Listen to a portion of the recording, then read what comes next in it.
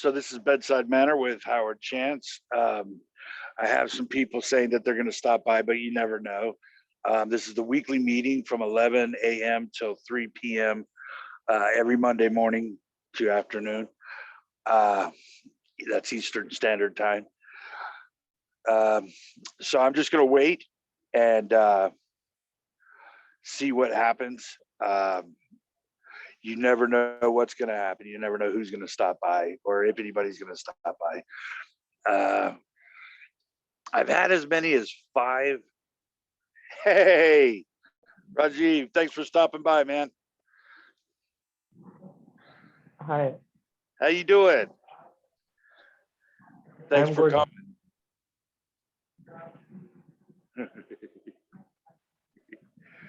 How you feeling today? It's pretty nice. Oh, is it nighttime there? I love being on the other side. I love being on the other side of the world and being able to talk to people.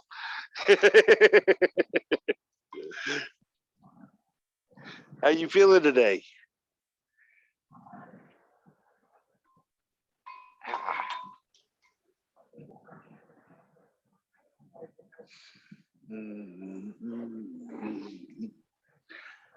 Hello, Howard. Hey, Walter, what's happening? What's up, my brother? Oh, it's the same old song and dance, you know. I'm so happy Rajiv is here. And I was just going through my spiel saying I didn't know. I said some people said they were going to come by, and I don't know if they will or not, but you never know. Yeah. And you guys are here, and I'm so grateful for that. Well, we're grateful for you, brother. Oh, man, right back at you. I just had a great meeting with a fella. I don't know if you've ever heard of him. He's kind of just starting his own thing. Max VM, I think his name. I can't pronounce his last name just yet, and that's awful because I just spoke to him for 3 hours, like a couple of hours. But he's got a great group. Let me see what I can find here. Let me see what it is. I just talked to this guy, and it was really fun, I have to say. But well, I'll get to that later. Yeah, it's too much to go through right now. Yeah, I'll get to that later. But anyways, I had this great conversation with this guy, and yeah, that is one of those things where you don't know. You just kind of meet up, and the next thing you know, it's 2 hours later, and we're still going at it, still talking. It was beautiful. Yeah, he was great. I'll hook up some of the links that he has. He's got some great ideas. He's got a couple of really nice, interesting pointers, and yeah, he seems like a really nice guy to me. I met him through Giselle. Oh, cool. Yeah, and so we're Giselle and I and Max are supposed to do like a 3-way meeting, which will be a first. Will be a first for me, but yeah. That was a great conversation. He's one of those guys that he's just awestruck about everything. You know, he's just happy as all get out. You know, that he's not a self. Oh yeah. How about you, Walter? Man, how you been? I've been good. Busy. Everything's getting back to normal around here and picking up. And my friend is looking for a location right now. I think we found one for in-person meetings. Oh. So that's going to be cool. It's been a while, you know. So we'll see what happens, you know. Yeah, absolutely. But he used to have them at his house, and about 8 to 10 people on average would come once a week. But now it's like not, he wouldn't be able to have it where he lives now. So we're looking for like an actual place to rent, but hopefully it's cheap, you know, Yeah, because you don't want to end up paying out of pocket for the space, you know, because And basically, we want it to be free. You know what I mean? Sometimes you can kind of have like a basket, and people just throw in what Yeah. if they can throw in a buck, $2, whatever, and you just give that to the church or whatever, and they'll just take whatever you give them. Yeah. So it's kind of like that. So there's no pressure. I like that kind of a situation personally. You know. Yeah.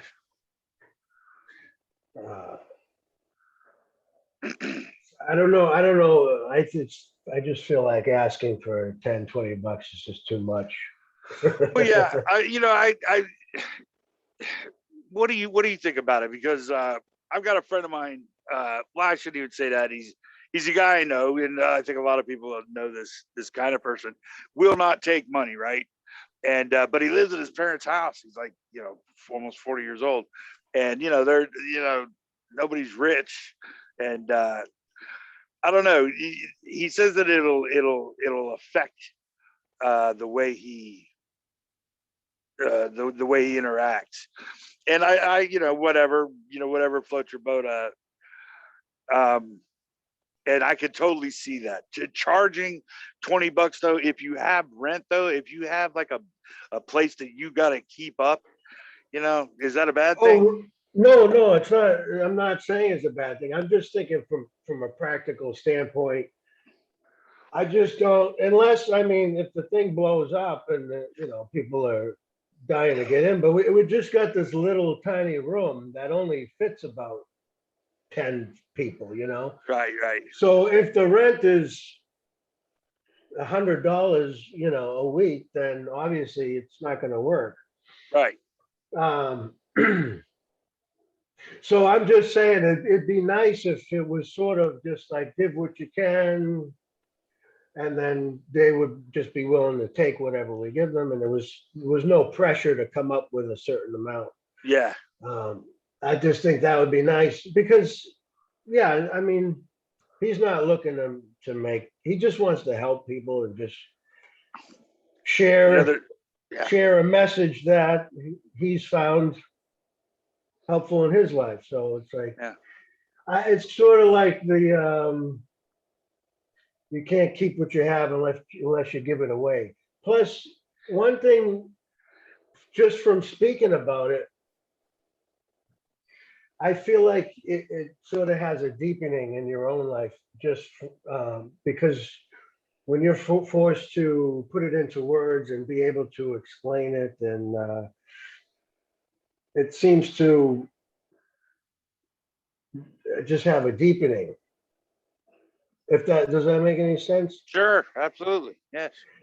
Because you really have to understand it yourself in order to explain it to someone else, Right. And sometimes when you're just going on a riff, you're like amazed at what's coming out of your own mouth, like Yeah. So it's like, wow, and you're almost like learning along. You're like, wow, I didn't realize that. I just said it. I said it better than I ever thought it before. Yeah, so I think he likes doing it for that reason too, because you get deeper into, if that it's a paradox. Like there's no deeper and all that, but it can feel like that it's getting deeper. Yeah. So anyway, I'm not looking, for myself to really do anything, but I kind of like helping him, and Sure. I'll help him set up the chairs and all that stuff and hang out at the meeting, and I'd rather just kind of do that kind of thing. Well, what's the fella's name? Be a sidekick. There's so much no pressure on the sidekick accent. Yeah. Well, what's the fella's name? Stephen Wingate. Oh, I know Steve. Yeah. I've spoken to him. I shared his a couple of his things on your. Oh yeah. Yeah. Oh yeah. He's definitely. Why not? Yeah. Yeah, definitely. Why not? Yeah. Yeah, he's good at it. Takes us, takes a certain type of person to really be able to answer questions and sort of host a meeting like that, Yeah. Yeah. because people come in, all from all different places. Sometimes they just want to challenge you, or sometimes they're really looking for something, all different. And he really does. I think he prefers it in person because he likes to focus on the individual right in front of him, and hone in on them. Absolutely. Yeah. It's a different feel than a Zoom, I guess. Yeah, there's I asked I asked a couple of people about that. Is there a difference between like going around and meeting people like some people get to go to different towns and people come to them. So you go on like a tour and what's that like, and as it relates to like Zoom. And from what I gather, people, didn't really think it would make that big a difference. But I think a lot of people want to go back out and start doing the one-on-ones, the physical, Hmm. going to the meetings and doing all that kind of stuff. It's just, although none of them complain about the Zooms, it's got to be a totally different animal to meet up with folks, you know, in the physical dimension, face to face and all of that kind of stuff. Yeah, Yeah. it's got to be. It's fun, just like, sometimes you go out for coffee uh, before it or after it or whatever with somebody, and you have a Yeah, smaller gathering before the bigger gathering, or yeah, there's a whole fellowship and a community about it that's kind of nice. And yeah. it's not, sorry, but to interrupt, but it's not the same as this online community because there are a lot of people online that just want to be trolls or whatever, and that you don't see that in real life. Like, somebody's not going to stand right in front of me and like, unless they want to go in the parking lot. That's hilarious. Yeah. And then, but it's a good point too. Yeah. Yeah. Yeah, people are a little nicer when they're standing right in front of you. When they can get punched in the nose. People are nicer when they're in fist range. Yeah, the further away they get, the meaner they get. I know what I mean. Telephone tough guy. Yeah, telephone tough guy. That's right. From The Uh, Sopranos, I remember that. Telephone tough guy. So, what's new with you guys? I I see you got your YouTube channel up and running. man, it's brutal. I'm sorry, it's brutal Ooh, a lot of watching work. me. Oh, No, watching no, me. no, watching myself do these interviews. I mean, I'm sitting there. I think we've touched on this before, but like being the little guy in the screen, I mean, there's just some interviews that I do that, I need a lot of work. I need practice. It's a good thing I'm doing these meetings. I need a lot of practice. It's a totally different animal doing live chats with people or interviews, particularly, Walter, are especially difficult because it's not your position that you're trying to establish. You're trying to understand another person's understanding or whatever. And Yeah. and so it's difficult because, there's a fine line to walk there. But yeah, there are times when I just want to reach across the screen and tell me to tell my own character to shut up and let somebody else talk. I mean, but it's brutal, but also humiliating and probably very it has to be done. There's getting out of the gate and just starting and learning how to do that kind of thing. It has to be done. If you're gonna continue, and I was thinking, man, this is really not working out the way I thought it would. I'm not as good as I thought I was at talking about this kind of stuff. And I was thinking, man, it's just awful. And this this guy this guy came on today, and he was like, "No, man, what are you talking about? I love your stuff." He goes, "Yeah, it is what it is. It's, what you don't resonate with now, as awful as you think it is, somebody's gonna like it somewhere down the line." He goes, and it turns out that he says, "I just started my thing," and I said, "Oh yeah, how long you been doing it?" He says, "About a year," but he says, "Man, that's just the way it is." But don't ever, because I was thinking about taking this one down and maybe not showing full interviews or the full thing because it's ugly in places.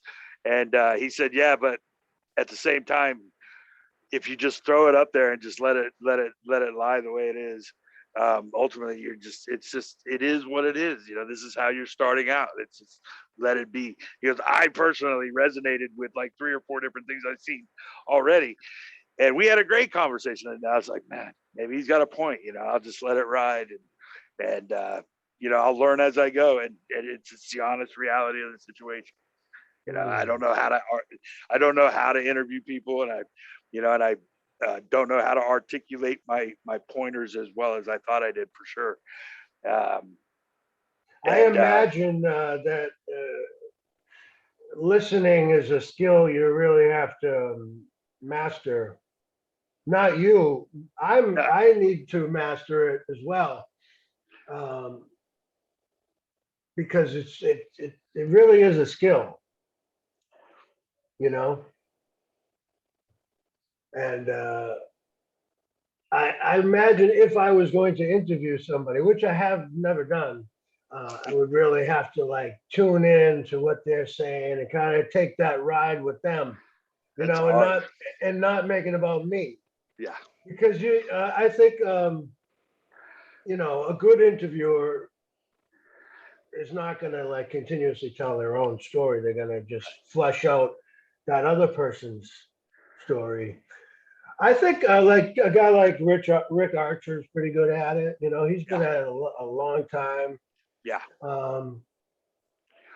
And even him, like if you listen pretty regularly to that show, you will hear him saying the same things over and over again. Yeah.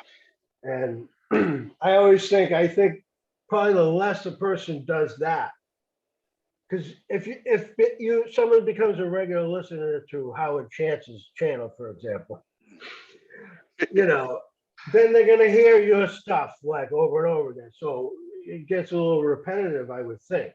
Mm-hmm. Yes. As a listener, not as Yes. just a conversation like we're having. And that's over a 10-year, like that. I've been listening to that show for a decade now. You get to know a guy pretty good, even though I don't know him personally. It's like, I listen to the same interviewer. Yeah. Anyway, that's my 2 cents on it, but I've never done it, so that's speaking from zero experience. It's different. It's a different animal, brother. Yeah. It's a totally different animal. I'm looking at yourself. I'm like, oh my God, just shut up. Yeah. I'm just trying to tell myself to shut up and to quit stammering over myself as much as I do. It has I think it has something to do with you have this culmination about the self, as if I'm doing something. I need to. It's like Lisa Carnes with the silence, and getting in tune with, just letting all. It's such a paradox to talk about. It's impossible to do. So, What just is kind of. Lisa Cairns? What are you saying But she about kind her? of like, she's kind of silent, and she just kind of gets into her little character there. I'm sorry. What were you about to say, Walter? Before I interrupted you, man. Oh no, you didn't interrupt. No, I was looking for clarification. You said it's like Lisa Cairns. Yeah, she'll just kind of you could see her on camera just kind of get into this space. I mean, she could be there for a long time in silence and just close her eyes and just kind of get into some kind of mood or whatever in order to answer questions and what's coming. And some people have complained. I've heard people complain about it. It's like, I didn't pay money. Or I'm not, my time is money. I mean, I'm giving you cash. I want to ask you questions, and you're sitting there just kind of spacing out on your own. And it's been 10 minutes now. Let me ask a question. Really? I've never noticed that. Yeah. Well, I've seen a lot of her stuff. well, yeah. She seems to come out with the answers fairly quickly. I think what happens is that they edit out that part. They edit out the part where she's kind of getting into it, because you don't really need to see somebody, close their eyes and just get into their own thing every time. And some people, I guess, I was told that she had caught some hell about it. So, and I don't think that she necessarily cares, but it's just one of those everybody's different kind of things. Rick Archer is great for. I think he's got that thing. He hates the side. I've heard him like denounce anybody that does that, like silence on during an interview, because he says, everybody just shuts the thing off. Nobody needs to sit there and watch you be in silence, right? So he doesn't like to do the silence, whereas Lisa does. Well, I'll tell you, maybe this is what they're talking about. At the beginning of her little show, I shouldn't say little, it's a show. Pretty big, yeah. Yeah, it's way bigger than anything I've ever done. I know that sounds condescending to say little. That's all good, man. I didn't mean it that way. Yeah. So anyway, her show, he starts off with about, I don't know, 15, 20 minutes of meditation. Yeah. But then once it gets going, see, because if you watch it on YouTube, you should just skip all that. Right. Yeah. And plus, she's putting it out there for free. So I think anyone that's complaining, I mean, of course, you can give her money, and she has a PayPal like most people. But Right. I think if someone puts it out there for free and you have the option to pay, and you pay and then complain, that's kind of weird. Yeah. Yeah.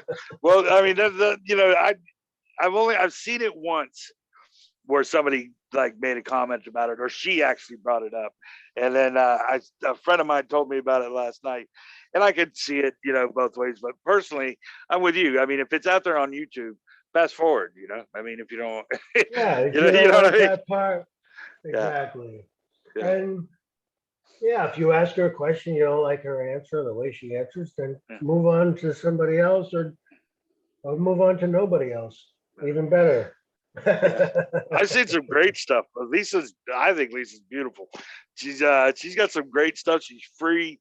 She's she doesn't mind exploring the moment for what it is. I mean, as it appears.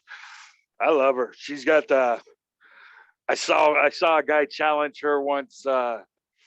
Gosh, I think they were in Berlin or something, and this guy came at her with both guns blazing, and it did not. It was rough in initial. She started using the word God, and the guy had an issue with that, and they went back and forth for a while, but eventually, when she calmed herself down, and I mean, there's a few times there she could have very easily been triggered, and the guy that was challenging her, they're similar age, and he was kind of an aggressive, plain-spoken male, and she was in this kind of feminine place, and she could have been triggered, but she didn't. She actually came back around really good, and the guy said, "Wow, okay." Yeah. He's like, yeah, I like that. Okay, I see what you're saying. And it took like probably 40 minutes, but eventually, she was like, oh, thank God. One of the best things I've seen with her is it was on Rick Archer's show. It was her, and it was also that philosopher guy. He was in Who's Driving the Dream Bus? You ever see that movie? Who's Driving the Dream Bus? Oh, what's his name? Used the further bus. What? The further bus. You sure it's the dream bus? No. Yeah, it's the Dream Bus. I just can't think of the guy's name that I'm trying to think of who was in the interview. Tim Freak. You know Tim Freak? I've heard the name. Okay, so it's Tim Freak, Rick Archer, and Lisa Kant. And so Rick Archer and Tim Freak are getting really like, this is me paraphrasing. I mean, it was a while ago, but it really stuck with me. So like they're getting some heady stuff, and like, and she's like me, like I sort of, when it gets a little too intellectual, I kind of tune out a little bit because I'm more just, I don't know, it's from a more of a feeling place, I guess, or it's not up in my head and I'm not trying to figure it out or explain it. And I'm just like, I don't know, I just feel like we probably come at things similarly, So they like, what do you think? And then she was just like, oh, I don't know. I sort of spaced out. She's like, I don't really know what you guys are talking about. Yeah. Not, it's just because it didn't resonate with her. Yeah. Where they were going and how they were approaching it. And I'm the same way. Yeah, it's just a different approach. Different pointers for different situations, different people, stuff like that. Yeah, some people like things explained, like get an intellectual grasp. Yeah. And be able to come at it from different, dissect it and pick it apart. Well, it's got to be funny. I would love to talk. I would love to talk to Lisa Carnes, and I would love to hear that. I might actually listen to that sometime this week. But the Lisa if you can Carnes. Find that. Say what? Yeah, if you can find that interview, I think you'll see what I'm saying. I mean, I can't remember the exact words, but that was the general feeling I got from it, is that it was like, it wasn't really interesting to her. So she was just like, I suppose it was honest. Like she didn't try to bullshit and be like, oh, I think fucking blah, blah, blah. It's also Rick Archer and Lisa also use the word, they use God. Archer's got kind of a Jesus kind of feel to him. I think he's got kind of a biblical attachment, which is fine. But no, Lisa, he was a TM guy. What's that? Transcendental meditation. Oh, is he, or was he? Yeah, well, I think he still practices it himself, but I think he's not like affiliated with the organization. Yeah. They both bring up God. I like the way Lisa does it on occasion. I'd like to know what she means by that, really. But I don't think she means. She probably means what people mean by consciousness, awareness, just this. Yeah. Just this is God. Yeah, it's like Ramana, like the way Ramana would say God. I think in the way I read that book, it's the same way Lisa would be using it. Just this. It's all encompassing, all pervading, omnipresent, omniscient. It's all there is. Yeah. Just this and nothing else. And not even that. As that. Yes. Oh God. Oh, it's so beautiful. It's so ordinary. Oh my gosh. Free.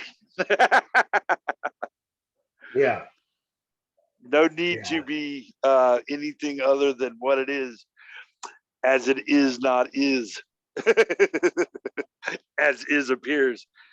Hmm. Yeah, Um, nothing is, nothing is. yeah. And it's everything is only what you make it. And Yeah. you're not making it, but it's being made, apparently. Apparently, right, right. Yeah, the language barrier. Yeah, I'm running into a lot of I'm running into folks that are just saying, let's just start talking like regular human beings, even though we know we're not human. there's, there's nobody Yeah. here. We all know that. Let's, you know, it's Yeah, the I'm down appearance. with that. Yeah, appearances keeping up appearances. Yeah, I think you and I do that pretty well. I thank you for that, man. Because I listened to I saw the one meeting I posted the other day, and yeah, I think I missed a couple of great opportunities to follow up on a couple of things you were saying, and but it wasn't like they were really. I mean, they were profound in their own right, but they weren't really complicated in that, like you were saying, it doesn't have to be intellectual. It does. You don't have to have this. Everything doesn't have to be strung through a spaghetti strainer. Well, it's different personality types. Like, Tony Parsons he's pretty much laughing the whole time. He's tries to keep it light. I used to tell some jokes, you know, and then it depends on the character. Some people are a little more serious and really, like to explain it in intellectual ways, more complex, more dense. People like to study those, highlight stuff and really get into some kind of a teaching, a method, practice. Yeah. But it depends on the individual delivering the message, what kind of message you're going to get. Yeah. Well, just at least the package it's delivered in. Yeah. But if you can kind of unwrap that, you can usually in the essence, it's the same thing. Yeah. We're getting at the same thing, that there is a kind of a force that's underlying everything, but not really. I mean, those are just words, but something beyond us, something that's not just the physical, not just the appearance, it's not just what you're looking at. Nothing's at face value. But none of us have it figured out, really. But it's just we keep doing our best to uh, describe it, get at it. Yeah. I think, man, since I started doing these things, it has a lot to do with both characters. If it's a one-on-one, it has to do with both characters in the discussion. It definitely is a you play off each other, and in that paradoxical way. In that, Whoa, I lost you, Howard. Howard,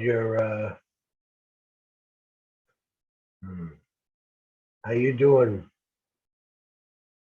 Rajiv? Good, man? Yeah. All right.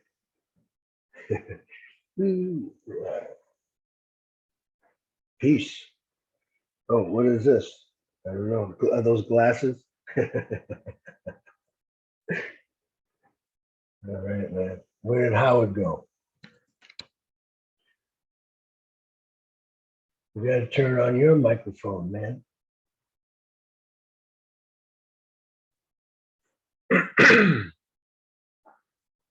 Will you sing us a song?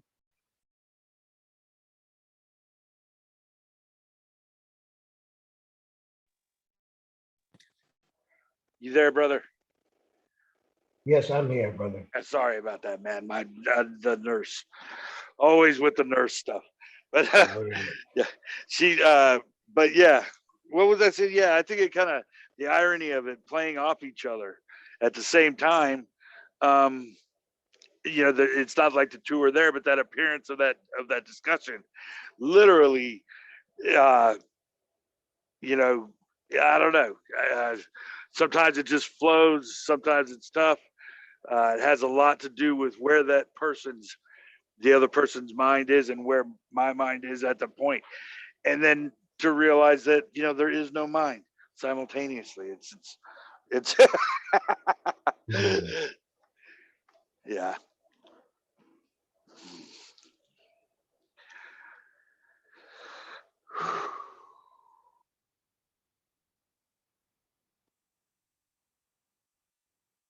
Yeah.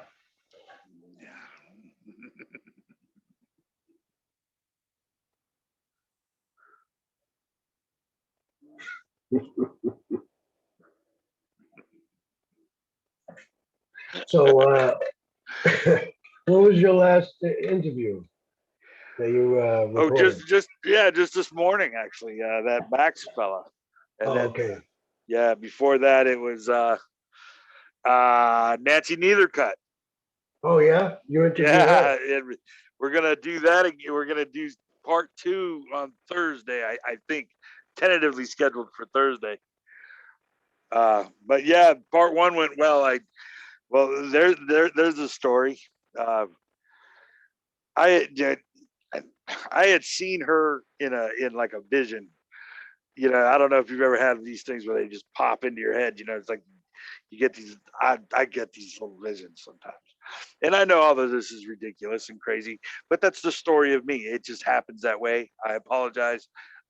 I'm just saying it is what it is. So I got this little vision, and I was like, I saw the hat and the smile and the persona, and I went looking for her on YouTube and found her. I said, there she is. I knew as soon as I saw the hat and the smile that's who I had seen. And she was the one that kind of brought me into non-duality. In that I didn't even know what non-duality was at that point. And uh, but she was she was the intro to Rainbows.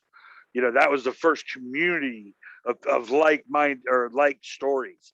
This, like, suddenly I'm talking to people that understand what I'm saying, and yet I didn't even really have the lingo at that point. I had been dealing with spiritual or science based stuff and trying to say that time and space doesn't exist and blah blah blah. There is no source. This is not a dimension. None of this is real. And but I didn't have, I didn't know anything about non-duality until finally it occurred to me. I think I had heard it many times, but never, didn't dawn on me until finally said, and I said, well, what is non-duality? What does that mean? And this guy said, not two. And I was just like, bam, I was like, not duh. I was like, not two, so easy. And, but then, but that was my intro. And I was explaining to her, that that was my intro to exploding rainbows and meeting her and non-duality, and then to be bivouacked into that section of Facebook. It was really interesting, stuff like that. That's my story. That's what it is. And it happens. I don't know what to say about it, but yeah, we both shared a little tear there, and we started. She's beautiful. She just started talking about poetry and stuff, and but unfortunately, it was my again my lack of ability to deal with the technical issues, and we got cut off. And she's in that canyon, anyways, so we got cut Yeah, off. yeah. So we decided to go back on it on Thursday. And when we got cut off, I went and looked to see what was on my on my phone while I was on the Zoom meeting, and I had failed to clear like 6 different apps, all of which were sucking juice. So my phone, it was my fault that the audio was getting screwed up again, and because I didn't clear everything off the phone before I started the Zoom meeting. So again, that was my problem.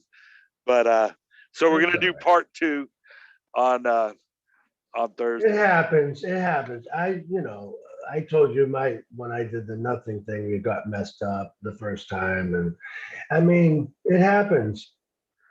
Yeah. You know, even those guys have been no, and that's what they do. I mean, but they have technical issues.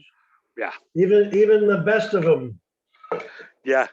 I've heard even like podcasts sometimes will interview somebody and like forget to record it. And then Oh they yeah. never, Yeah. yeah, and it's Oh just man. like, yeah, and they just had not for nothing, but they just had a conversation with somebody and they didn't actually capture it. It's kind of, I've heard them talk about that. Like, there's all kinds of things that can happen. The brutal part of the it's the recording thing. When that happens, you don't notice you're not recording until something really great just happened, right?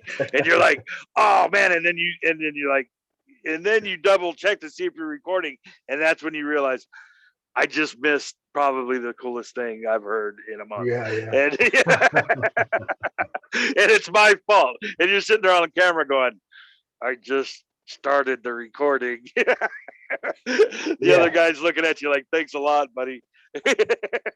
Appreciate that. Nice interview. Yeah. I just cleared my afternoon and you didn't even, yeah, Yeah. that's funny.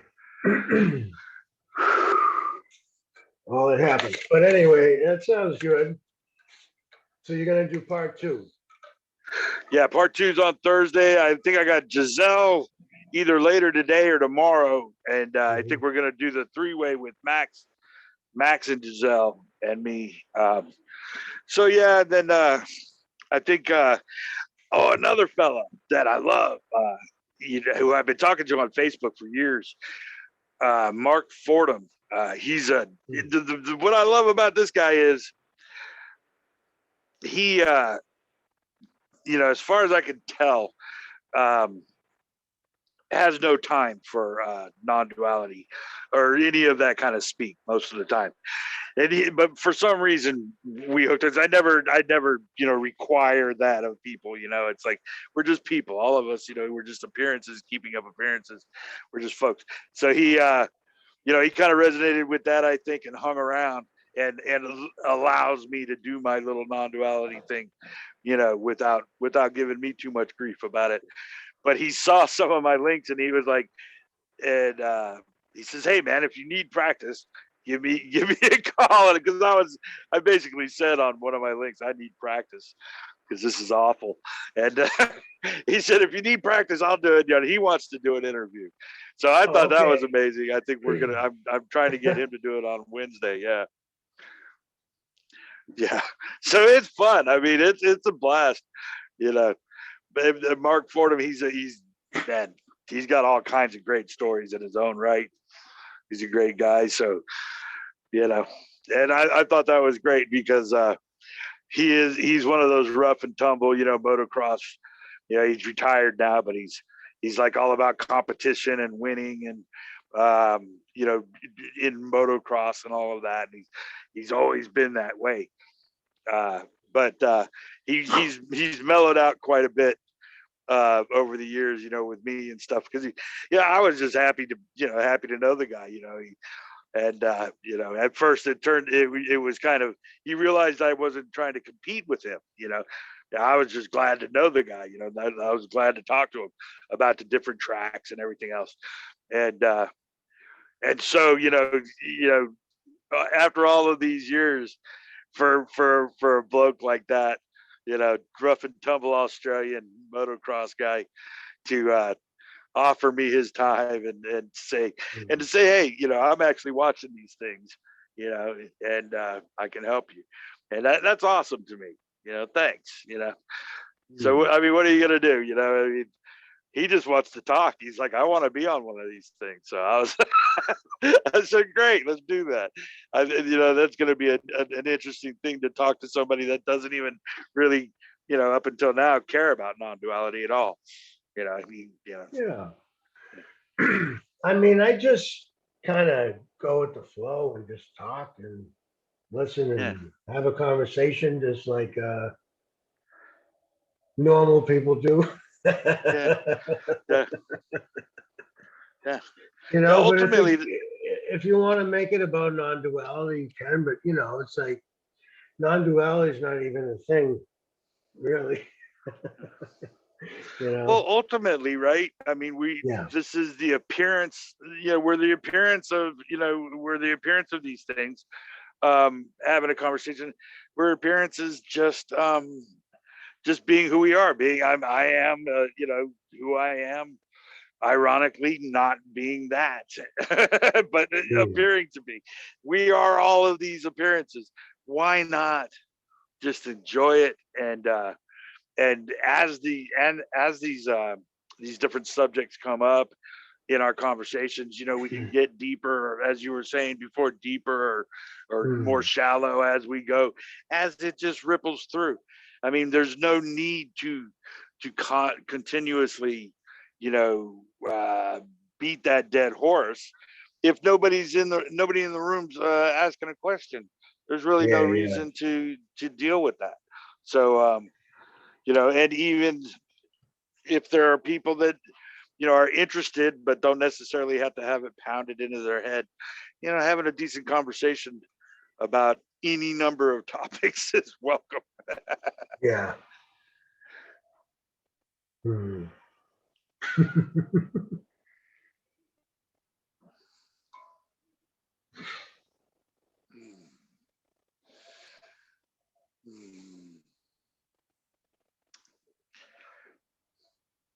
Nancy, on the other hand, is amazing to interview. I love because she goes right into poet mode. You know what I mean? She's just like she actually talks like she writes. Yeah. It's beautiful. Yeah. Yeah.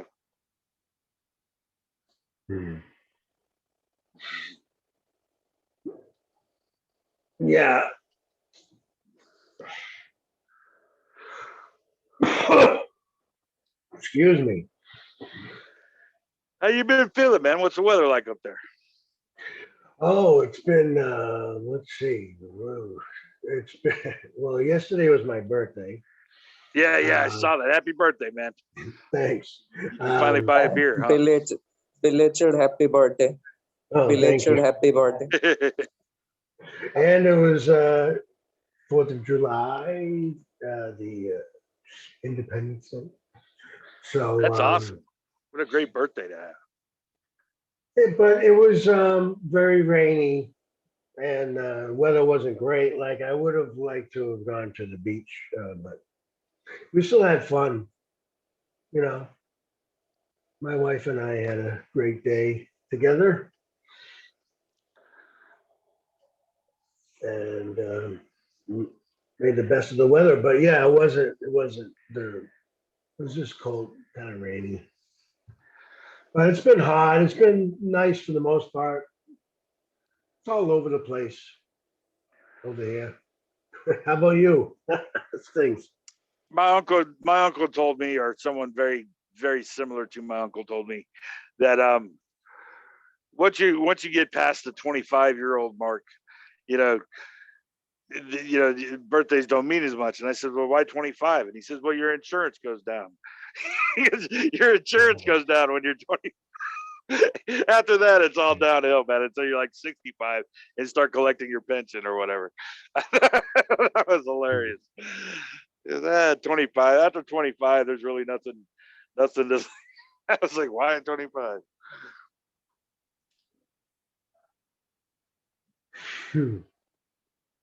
But today looks nice.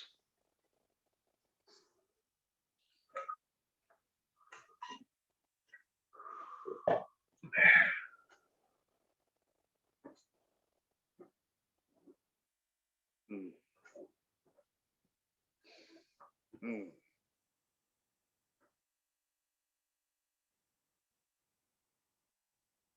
How old are you, man? 48.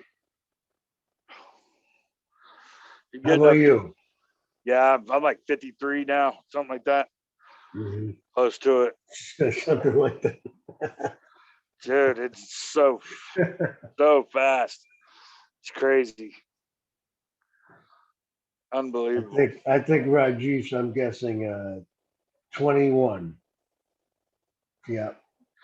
Is he? Yeah. 22. Oh, 22. 22. Oh, 22. Okay. Yeah, man.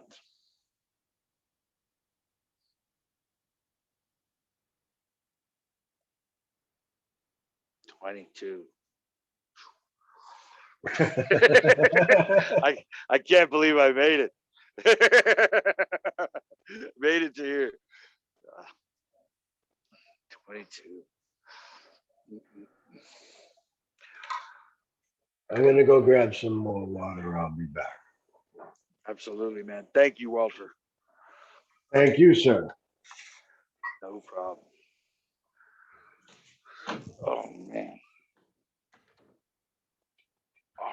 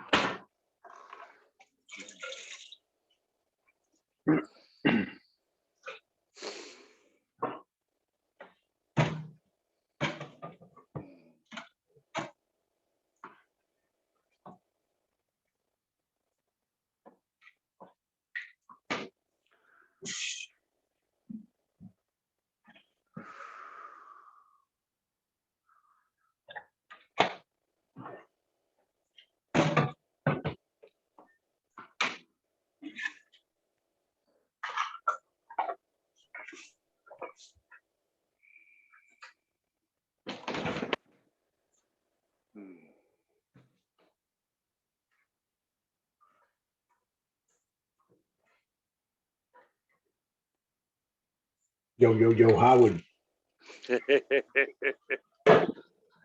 What's going on? Not a man. Everything's so amazing, man. Everything's so amazing. Everything's so jumbled up and odd, as it's supposed to be. Perfect, perfect and odd at the same time. Yeah. Mm,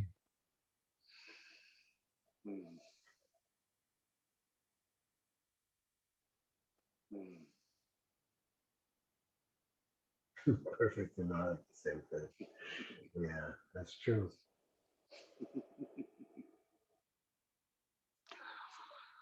It's yeah.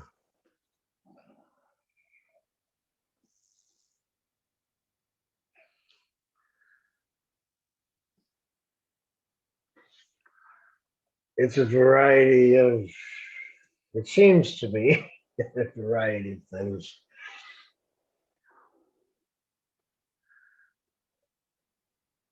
Which is nice.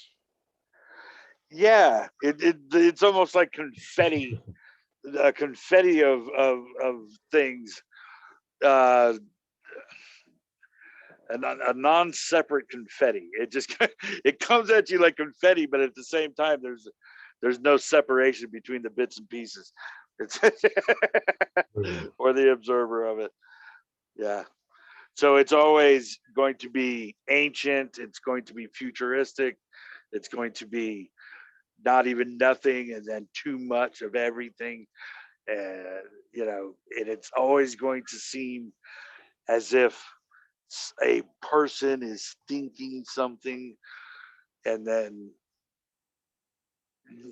to have no identity for that person or that self is going to be the thought,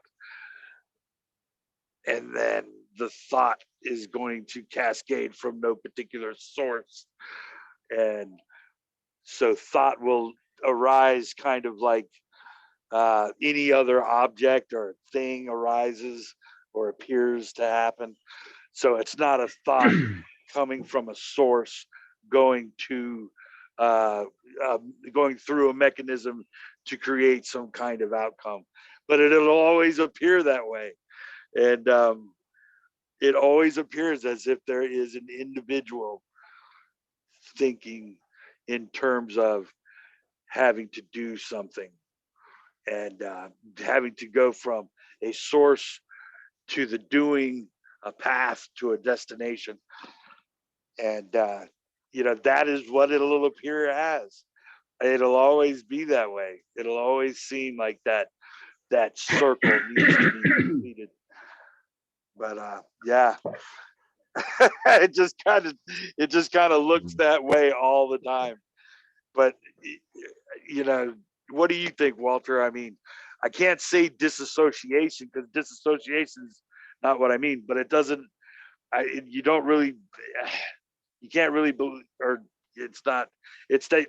Not that you don't. It's not that you can't. It's just that story actually kind of appears the way it actually is, and there's no need to make somebody else understand it the way you do. You know what I mean? It's the appearance of a happening. Well, there's definitely no need to make anyone understand the way I do. And it doesn't even have to make sense. It can't make sense. It can't. But if it seems to, what I think whatever like meaning someone gives to the world, and it's kind of like that talk from my friend, like, whatever you think about yourself and what the world, and like whatever whatever your beliefs are, that's kind of what your world is. I mean, there's whatever 7 billion different worlds out there, and many I worlds. think if it's sort of working for someone in that way,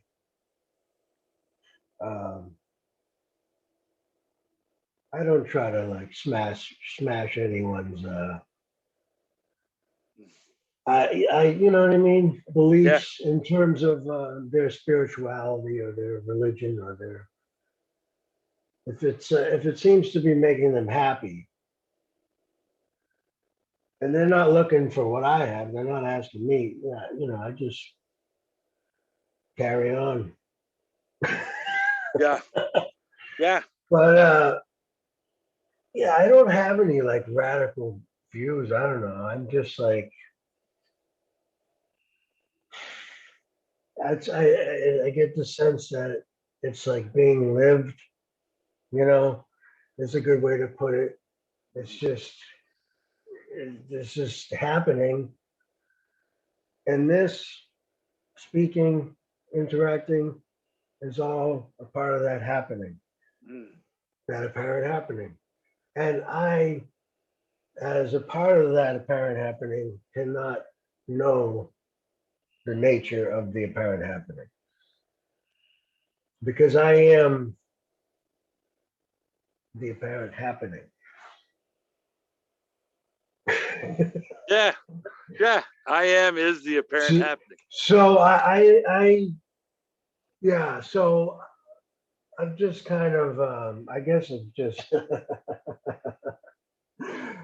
I really, that's the unknowing, but it's a surrender, but nobody's surrendering. It's an acceptance without an acceptor. It's seeing and a realization without a seer or a realizer, that this is all, it's like going with the flow, but nobody's going with the flow. But, going with the flow is, in fact, what's always been happening. Whether you... Flow is flow. Yeah, it's just flowing flow. through the flow. There's nobody going Yeah. with the flow. The flow is just going with the flow. So something flowing, apparently.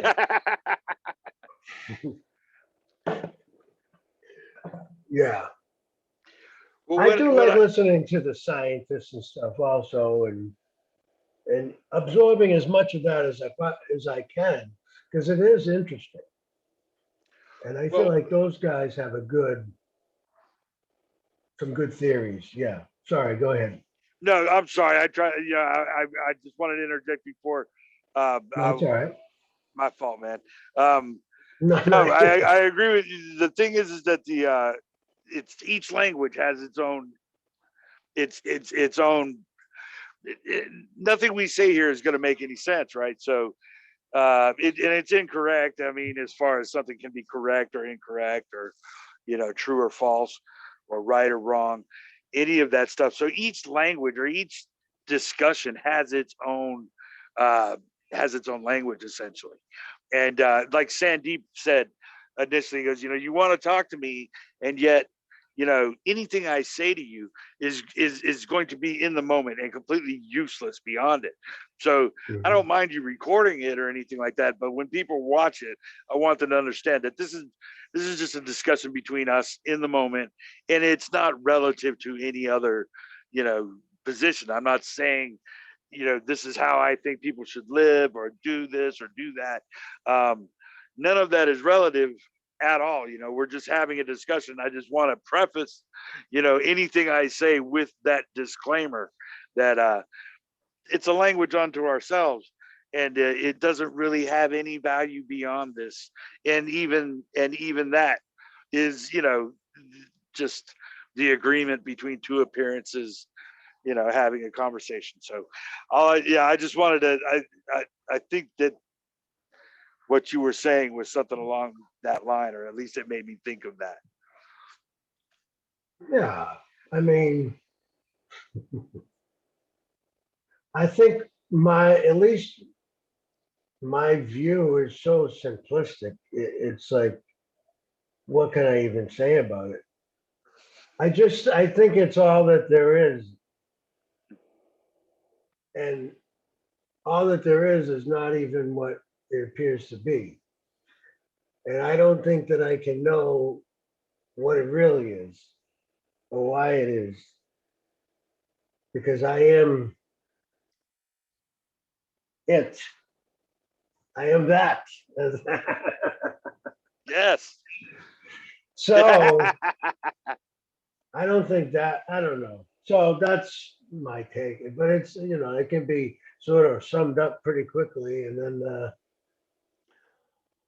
I don't really have a good, I don't think I could give several long dissertations on my theory of everything.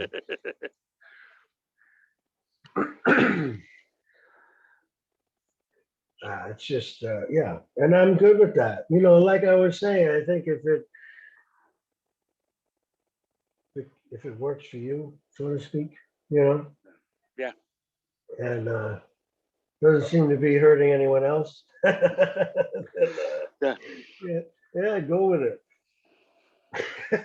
I like what I'm trying to what I tried to articulate a little bit more. I think Andreas talked about it a little bit. Is that the non-conceptual or non-subjective aspect of what is? I was I talk a lot about the conceptual, the mind level of thinking about these things, thinking about just this, rather than pointing to just this, which is impossible. But in any case, that hello. Oh, I'm Yeah. sorry. Oh, Hang on one second. yeah.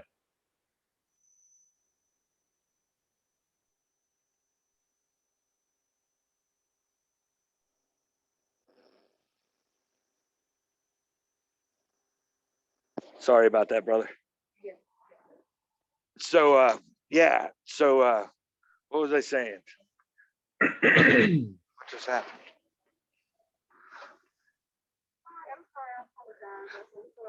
No problem, ma'am. No biggie at all. Hang on one second. I think something just happened here.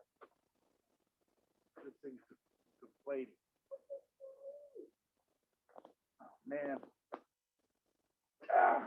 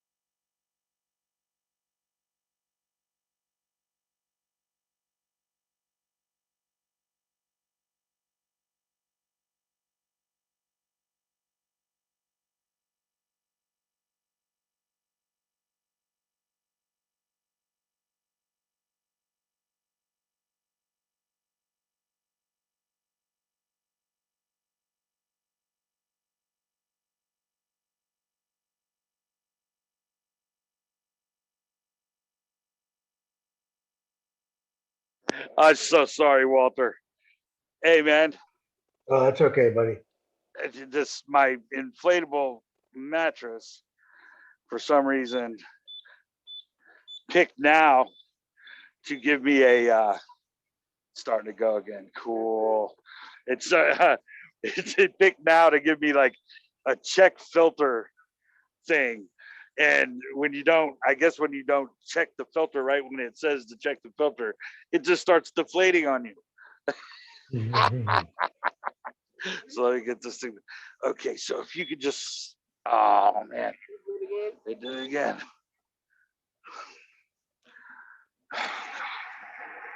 So that's funny.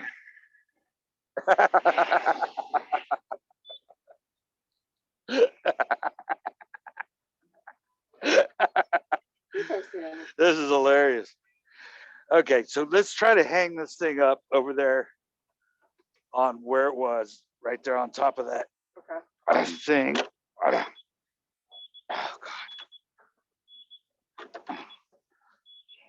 Here and just kind of hang it over there so that I can go ahead and, yeah, just, oh, that's backwards. Oh no. Oh, now it's totally out. Oh, it's terrible. Okay. Just gotta go back in. All right. Here.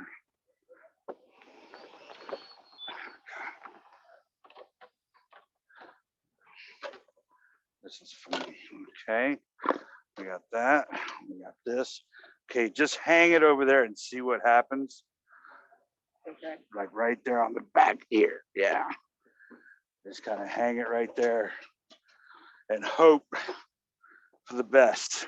Okay. Can you get, if you put that pot back up here and those, if there's, yeah, the Coke and the Tums. Thank you. Sure. Thanks. Yeah. I don't know. Yeah. Just don't, if you pick up or anything like that, just don't pick anything up that looks like mail, or don't throw anything away that looks like mail. Thank you so much. No problem. Is light back out? Yeah, it's kind of half inflating. We'll see. I kind of don't want to mess with it now. Yeah. Let it be. So that's the kind of stuff I go through. Thanks, Walter. You still there, brother? Oh, yeah, I'm still here. I'm sorry about all that, man. That's That's so okay. funny. What a it's it's always something, man. These It started to deflate, you said, the mattress? yeah, don't ever get an inflatable mattress ever. Like Yeah. no matter how great they say they are, there's so many problems with them. It's just it's an awful system. And forget the fact that if you run out of power, the thing just deflates immediately, right? So you're like immediately in a situation where, wow, is that all that could do? Wow, that's crazy. Yeah. So if you're in a situation where you run out of power, um, Yeah. the thing immediately deflates and you have nothing. It's crazy. But anyways, yeah, I've just lost about half strength to the mattress itself, but Oh, I've got goodness. some, and that's good. Some is good. Some is better than none. I'm so sorry about that, brother. Oh, don't be sorry. That was a cluster. But yeah, I mean, it says like to clean the filter out, and it's got this big like beeping machine next to me, and I'm looking at the back of the thing. It's the only filter I see. You gotta have a toolbox. I need I need a screwdriver. So if you're not, you know, able to do that, and it just starts deflating right there on the spot. It's just another reason why never to get into this uh, inflatable mattress market. That's Coquila's my here. say what? Hi, Coquila. Hi, Howard. How are you doing? Hey, Coquila, how you doing? I'm so sorry. Did you come in the middle of that? Oh, I didn't hear anything. I just tuned in right this minute. So, Oh man, I just had my mattress just started deflating on its own. My oh, yeah. Anyways, it's like it's funny because it's like 18 inches thick, right? And it just immediately went down to nothing. Let's see if is I it can't get it. air or is it water? It's air and it's awful. Don't ever do an air mattress. I had a water bed one time, and I don't know, the heating electric coil that was underneath it burnt the hole through, and so all the water came out into the room. It was dreadful. Really? The Yeah. water came out. Were you downstairs or upstairs? Downstairs. Yeah. Oh, you're lucky. You're lucky Fortunately. there. Yeah. So now you have no air in your mattress. You're just I've on the got floor. it actually came back on. It gave me some kind of filter warning. It's come back on, but now it's lost all its programming. So I'm afraid to touch it now because it gave me like half pressure. So I'll Oh. just deal with the half pressure while I have it on, while I have it going, and then I'll mess with it later. But yeah, I definitely I want a regular mattress.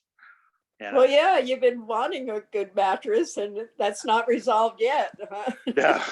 No, no. I had to go through the bank and the fraud people and all of that kind of nonsense. Yeah, so I'm gonna have to call the fraud people eventually from the at the bank to see how that's going. But as far as I know, that takes a while, and they're not wanting to budge. And this is not the mattress I ordered. So, Right. and they charged me $3,000. What? Yeah, $3,000 for this thing, and it's not even, it doesn't even fit the bed. It's nowhere near the $3,000 model that I was supposed to get. They're saying it's an upgrade, but I'm saying, it doesn't even fit the bed. Oh, that's terrible. Yeah, Yeah. it's awful. So yeah, it's just one of those weird scenarios that never ends. being comfortable. Oh, But, yeah, main thing. I know, I yeah. tried to do all of my appointments and things I have to do online today and calling up people, and none of it worked because apparently it's 4th of July holiday. Yeah. Yeah. So, yeah. Yeah, of course, nothing's gonna, yeah, Yeah. yeah, I know yesterday was 4th of July, but I forgot that of course you're gonna have a holiday the next day, so, yeah. yeah. So have the fireworks kept you awake last night?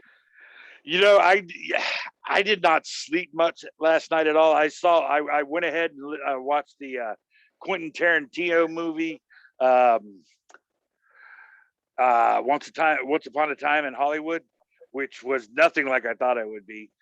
Um, that was yeah. It ended up the end was incredible. I mean, it was a long build up, and then and the whole time as the story was progressing, you're like, ooh, this looks like it could get ugly, and it did. The ending was brutal. Yeah, I Yeah, can't remember if I saw that or not. It sort of rings a bell, but I don't know. yeah, yeah. No, it turned out to be just a different take on it's just I'll let it go because it got ugly, but also as Tarantino does, he makes kind of a comedy out of the viciousness. Yeah, You right, I know. yeah, it's like ironic viciousness, but yeah, definitely violent. Yeah, Uh-huh.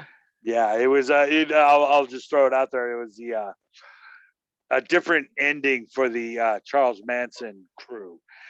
Instead of them doing that terrible stuff in Oh, okay, I did see it. I did see it. Yes, yeah, now I yeah, it was remember. almost Yeah, like a they good changed the story around.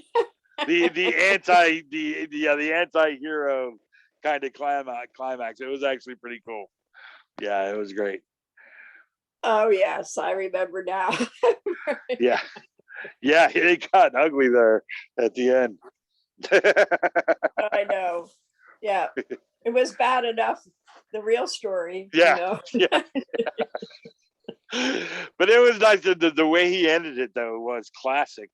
Once Upon a Time in Hollywood, to get that liner where you have like Sharon Tate, you have all the people that were killed in the original story or the original what happened. Um, they all live and get to just go off and enjoy their lives. Yeah, And it's like Once Upon a Time in Hollywood. It was a yeah. perfect ending, Yeah. and I should disclaimer alert. I should have just said, if anybody hasn't seen it yet, don't. You know what to expect with Tarantino. Yeah, it was Yeah. brutal. Yeah, So, I think I just blew the ending there. I should put a disclaimer on there. so what happened with Howard? Howard was just on. Did he leave? No, I'm here. I mean, not Howard. Yeah, Howard. Walter. You mean Walter? Walter. Yeah. No, I'm Walter here. and yeah. Um, Well, Oh, and, you're there. Okay. Rajiv, he's still here. Rajiv I don't see him on the screen. Okay. I think I can Yeah, change Rajiv's still that. here.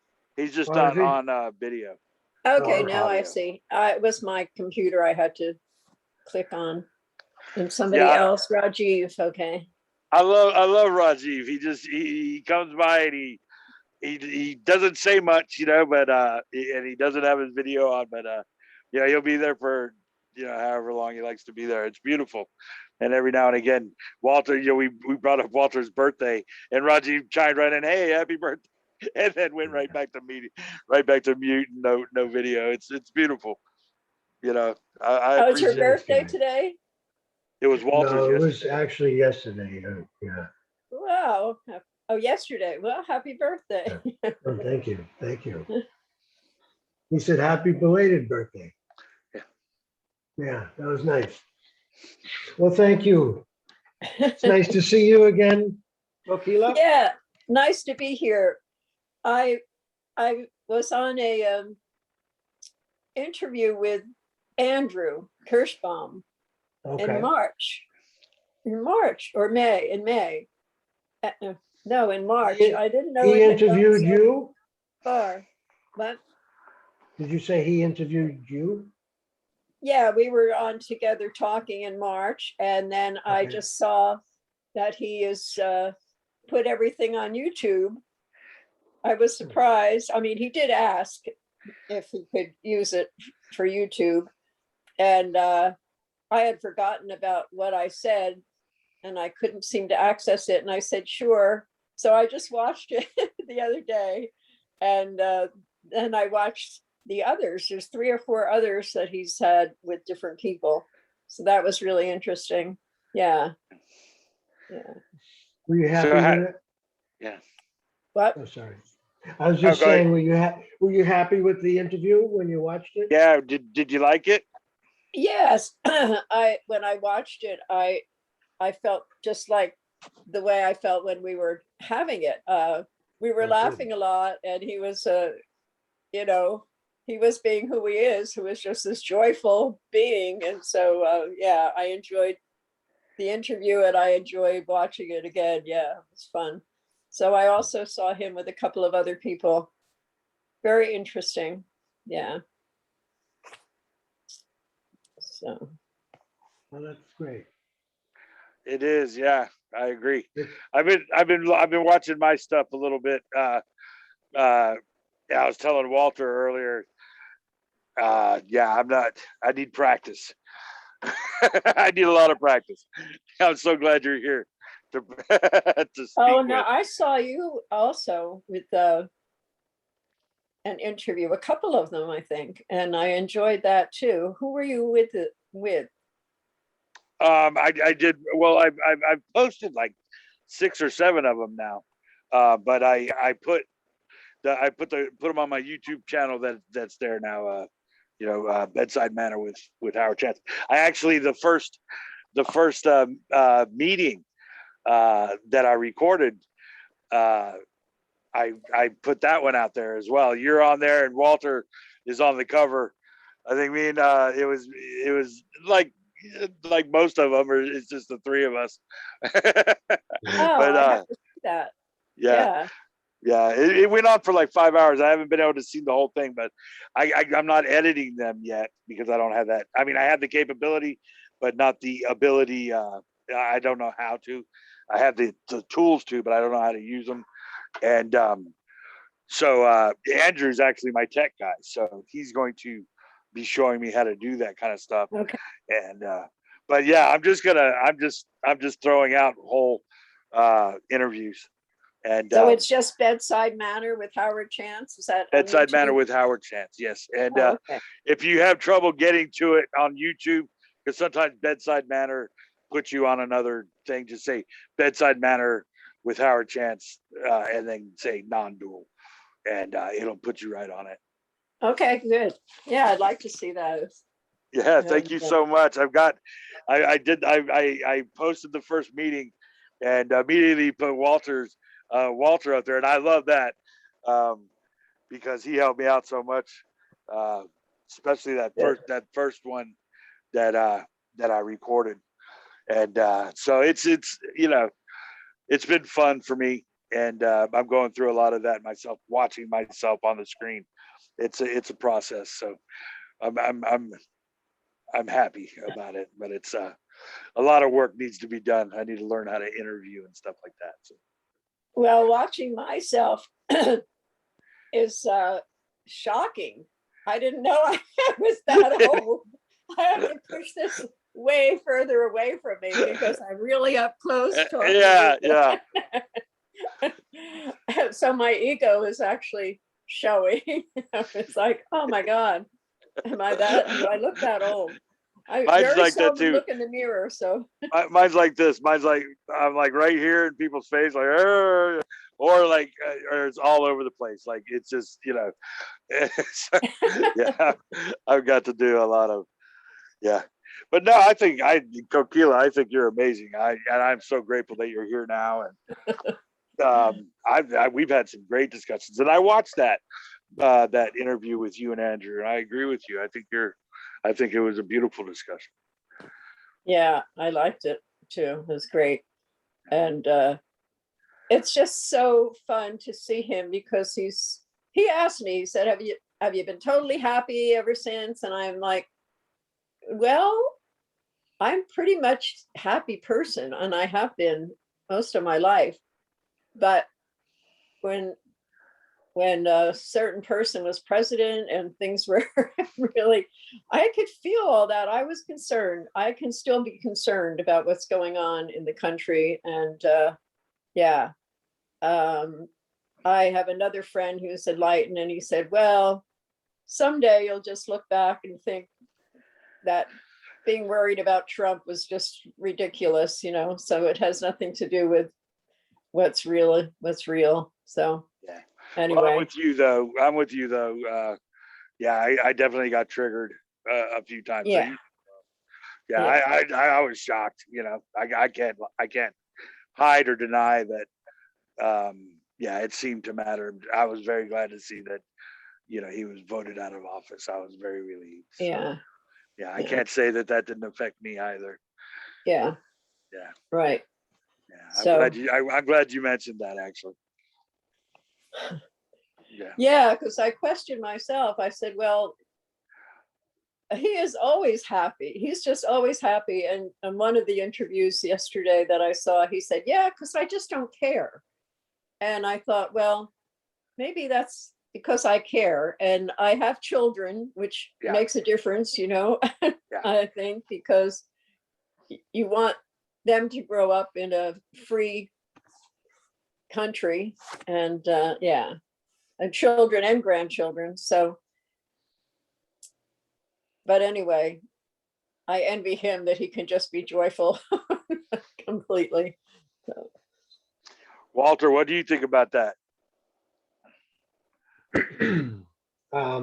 As far as caring about politics and things? Yeah. Oh, yes. So I guess it depends on how you want to look at it, but in the ultimate sense, it's just part of what's happening, and I can kind of like see it that way, but also my preference for, let's say, I don't know, the left over the right, Yeah. Biden over Trump is also a part of what's happening, So there's nothing that isn't, when we talk about non-duality, there's literally nothing it's just not two. There's nothing that isn't. Yeah. So the bad politician that we dislike and our, resistance to that, it's all a part of what is, So Sure. I don't feel the need to necessarily be neutral just to be spiritual. I don't make that connection. I think you can do where your heart takes you, and find causes that mean something to you. So yeah, I get it. that's my take. Yeah, I understand.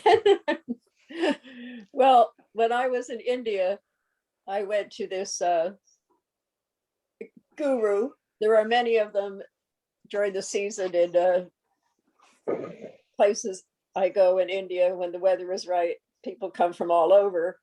And there was this German guru, and people had warned me. They said, well, you might not like him because he's really a joker. He jokes about everything. Everything's a big joke. And so I went, I was curious, and he was asking, he said, anybody new here that has any question? I'd like to hear from new people. And it was just after Trump was elected, right? And I said, okay, I do have a question. how to live in America while Trump is president, you know. So that got a lot of response from the audience because there were other Americans there, although there aren't many. There used to be a lot of Americans when I would go to India, and recently not so much. But anyway, a lot of Europeans. And so he said, well, he said, Trump has always been there. Yeah. All this has always been there. All of this racism, fascism, it's all been undercurrent all the time. It's not that Yes. it goes away. And sometimes the other side is in control, and sometimes this side is in control. And he said, don't fight him because he loves that. You know, he loves all the attention that he can get regardless. His advice to me was to go deep inside to the point where, you know, politics don't really matter, which was what Walter was saying. This is part of the flow of life. There's negative and there's positive. Yeah. And he said, and he's from Germany, you know, and he said, first there's war and then there's peace. And it's like, wow, he said, and that's all I can tell you. And this was the only answer that he didn't make a joke. I mean, he wasn't laughing about it. He was just answering as best he could to tell me, you know, that this is like Walter said, this is the way of the world, you know, this is what happens. It's always there. And sometimes it's more prominent. Yeah. And what's obvious is that our perception creates our reality, you know, in the sense that there are people that love Trump, Yeah. Lots of them. that think, you know, he's the best thing ever. And obviously there are people who don't. So it's like, it's kind of funny. It's how people are looking at things and what they're projecting onto him Yeah. is fascinating because there is no objective reality. You know, Trump is not good or bad. It's like it's whatever you. It depends on who you are. Who you are. Yeah. Isn't that The funny? thing is, I can't, you know, a lot of people really hate Trump and everything. I can't hate Trump because he's really pathetic, you know, and coming from a point where you're educated and you almost you have to have compassion for these people that follow this person because he's a very sick man. And all these people, including one of my sisters that follow him and think he's great. And it's very sad. I feel that I'm happy that I'm not one of them. You know, I feel like I'm happy that I have both sides yin yang with me and everything, but that I'm educated enough that I've had the blessings to be able to go to college and to, you know, to be educated enough to see. But I feel for these people because they're hurting. I understand how they could get there. They're angry. And they're just taking it out in the way that they feel. Yeah. It's difficult the education part is the scary part because there's a lot of very well-educated people that love Trump and literally believe in the ideals and all of that kind of thing. And many of our friends here today that people that we know are definitely all about it, you know. And I know a few Germans that love Trump, almost to like a completely ironic sense. It's like this male, you know, dominant transactional thinking, powerful, we are the best, or white men should be in charge, and all this other kind of stuff. People actually believe that. I mean, educated people actually believe that, have come to that conclusion. And you know people that are much smarter than me, but at the same time, I see what you're saying, Kokila, in that it seems to me that it's odd.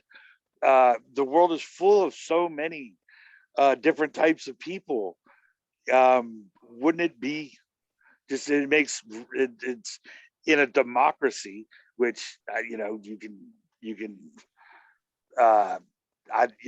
we're actually a republic, not a democracy. So it's one of those things where the representation of the republic doesn't and never has reflected the society of America and of the world as a whole. And I find that something that can be worked on. It's like when people say "Make America Great Again," I'm thinking, the great thing about America is what it can ultimately be, what it might ultimately be, because it will be more inclusive. It will be, ultimately everybody having a share in having a vote, despite all the all the recent efforts to stop that. So it's really a matter of keeping it. I mean, do you really want a democracy, or do you want to keep it a representative republic, meaning rich white men are the ones that get the vote, and that's essentially what Trump represents, and that's how it was in the beginning of the country, the Constitution. Right. It was only rich landowning white men could vote, and that's what they want to do. I mean, that's really what the problem is. The No longer can they hide the fact that they're not the majority, and then you can no longer do that. So they're just making it harder for people to vote and to be represented. And so yeah, it's very interesting. But I agree with the fellow you were alluding to there, or referencing, Kokila. It is always that. It is always this weird conglomeration of democracy versus fascism versus communism versus it's always going to be these issues. Yeah, it's always this way. Amazing. And moving past that is when Trump was in office. I am with you, Kokila. It was very much more difficult to remain neutral or to remain beyond it, because you just see so much of the it's just so brazen and in your face, and authoritarianism, as it were. But that's a beautiful thing about immediate experience, being able to look at it from the perspective of this moment being the totality of all. It was a challenge, I have to agree, but you got to get beyond it. So what I've seen, okay, so I really I'm a very optimistic person and happy person, and I really believe that man was evolving and that it was very possible. Like when Bernie Sanders was talking, it was like, oh my God, he has so many followers and he makes so much sense and he's for the people. And I really thought it was possible that he could be president and that things could change and everything. And so it was very disillusioning, both elections. And I think it made me shift my opinion into more like this guru, that this is life here. It's not going anywhere. Yeah, It's positive and negative, and we're not all going to be enlightened and live happily ever after. And No. I guess I have to accept that. I mean, I can live happily ever after, but I just have to realize that this is the world I live in. It's not what I would like it to be. You know, this is yeah, I just have to accept it. I love Rajiv saying Jim Newman for president of the United States. Who? Me? Rajiv said Jim Newman for president. Jim Newman.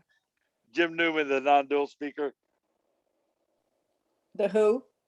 The non-dual speaker, Jim Newman. I don't know. You I know don't Jim. know. Yeah, Jim Newman is definitely one of the best. Huh. Yeah. He's right on. Yeah, he's. Would you say, Walter? He's with definitely the Tony Parsons kind of ilk, correct? Tony Parsons, Andreas Mueller. Yeah, right with those guys. You could say, well, what's the other, Richard Sylvester. Yeah, Basically a uncompromising, radical, non-dual, neo-Advaita yeah. Oh, he's great. approach to presenting this message, which I really love, but you know, I don't, you know, I use I and everything else. I just speak like we're just having conversation.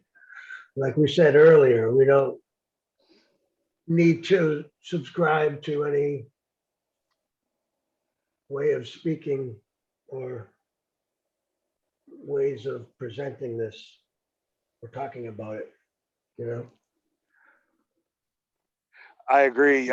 Whatever comes out, whatever's organic, natural, whatever seems to make sense in the moment.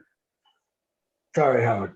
Go ahead. No, please. You're the one. Yeah. You were speaking. No, I no, go ahead. Well, I was going to say that. Yeah, he's got that that nip the self in the bud ability that Andreas and Parsons and the rest have. That you know, before you even get into the I and all of that. Of course, paradoxically, he can't speak without contradicting himself in this in many ways, but they, as we all do. But it is just this, and it is just the mystery of the history of fascism and communism and socialism, which I knew, Kokila. I was telling I was telling a friend that as the socialist, the guy from Vermont, you brought him up, that was going to run, Bernie Sanders. Bernie Sanders. Jesus, sounds more radical. Yeah, I agree with you, Rajiv. But yeah, all of these things appear in the moment. It's not, you know, it's not as a cycle of events, but even in the event of war, say, the immediate experience is all there is. And so we have these fears of you know, a fascist dictator taking over America, losing any semblance of democracy, and Bernie Sanders, when I knew that he would not be allowed to run. I told my friend that I said, there's no way that they're going to run Bernie Sanders against Trump because they want Trump out, but they don't want socialism, and they would kill him first. I mean, they would kill him first. So and he backed out like that next day, and I was like, you know, the thing about it is, and I don't necessarily blame him. I don't want socialism. I prefer democracy with oversight, which is what we've been trying to do for 100 years. But it's definitely swinging right. But but don't tell anybody from the right that, because they'll freak out and say, no, everything's socialist already. And it's like, no, it's the least socialist it's been in over 100 years. You know, we have, you know, the tax system and how everything is geared towards the individual that that is going towards that kind of thing. It's it's the least socialist it's ever been. So uh, you know, but to a right winger, they will say, it's just way too right. It's way too left still, even though they don't pay taxes or any of that stuff. So in any case, sorry about that. I didn't mean to get on that tack, but yeah, I knew that they weren't going to let Sanders run. They had to go for a moderate leftist. Yeah. Yeah, Yeah. I know. And they didn't care either times that if he lost, Trump might get in. They didn't care. We were just lucky this last time, It's like, because Sanders could have won, but they weren't going to let him, and they will never let him. And the amazing thing is, he continues to stay there and do whatever he can to help us. He's quite an amazing person. Yeah. Amazing. I agree. So, Yeah, so it's all even during wartime, when we're looking at these injustices, we're looking at the horrific nature of what appears to be happening. How did this happen? How did we get to war? And you could see even in the throes of battle, to just calm yourself and to look past what even appears to be happening in that moment, in that fear of being attacked or having to defend yourself. You can, it's an odd sensation. Thank you, Walter. hi, Walter. Nice to see you again. Yeah. So, when you were working on the ship with the Navy SEALs, was that wartime? Yes, yeah. There was only a couple of Navy SEALs on the boat, but Oh, yeah, there was a lot going on. But yeah, that's yeah, we were in a red zone and all of that. Yeah, okay. yeah. So it was interesting. You get there's, but yeah, it was nothing like trenches or anything like that. But we would get attacked on occasion. Yes, ma'am. Okay. Yeah. It's an interesting sensation. You have to just kind of the weirdest, oddest thing about it is the ability to see through, what appears to be happening in the moment as, as something that is, I'm being attacked. It doesn't really. You just do your job. You go into this different flow, and you just do what you're trained to do, and there's really not a lot to it. But even in that immediate experience and that hurt, that fear and all of those horrific realities, you can see through it, and it's actually almost easier than a long, slow, drawn out, protracted political thing that never ends. Yeah, and because that is just bombarding you endlessly. I stopped watching TV during the Trump administration. I stopped. I stopped Oh, doing any yeah. of that stuff. Yeah, Yeah. I stopped paying attention to it. Yeah. Yeah, that's what I had to do too. Because like I said, it was affecting me too much. It was like, yeah, it was. And I have a brother who a couple of years younger than me now, and he was in Vietnam, and he lost his leg there. And when I talk with him now, he's very sad. He was very sad about everything that was going on in this country, and I think, yeah, well, I didn't lose my leg trying to fight for my country. So he's really feeling disillusioned, disappointed, with everything that's going on. He's happier now that Joe Biden is in, but it was difficult for him to live through those years of Trump too. So, Yes, ma'am. Yes, ma'am. It was difficult for me as well. It's difficult to see my countrymen, and because it seems like a one-sided thing. It seems unfair and unjust, and people don't seem to care about the actual authenticity of a democracy, being represented. There's, I think, 2/3 of the country. I think we're represented almost split right down the middle in Congress and Senate, and we had the presidency, but just barely, even though he won it by a lot. And it's the amount of people per capita. I think it's 150 million voters voted left, voted Democratic, and only 100 million voted for the right, and yet we're split right down the middle in so far as representation. And that's what I mean by a republic. We vote for people to represent us, but it's not done in a per capita kind of way. And in that way, 150 million voters, to 100, and yet we are still split right down the middle. And the taxing can't get reformed, although when they wanted to make the cuts, they did it without a problem, and just cut them for corporate and rich people, really quickly. It yeah, didn't take long at all. And but now that it's trying to get back to some kind of fair, fair amount. I think back in World War II, it was 75, 70, 80% corporate tax. Then in the 50s, it got back down to like 50, and then 40, and then yeah, 30.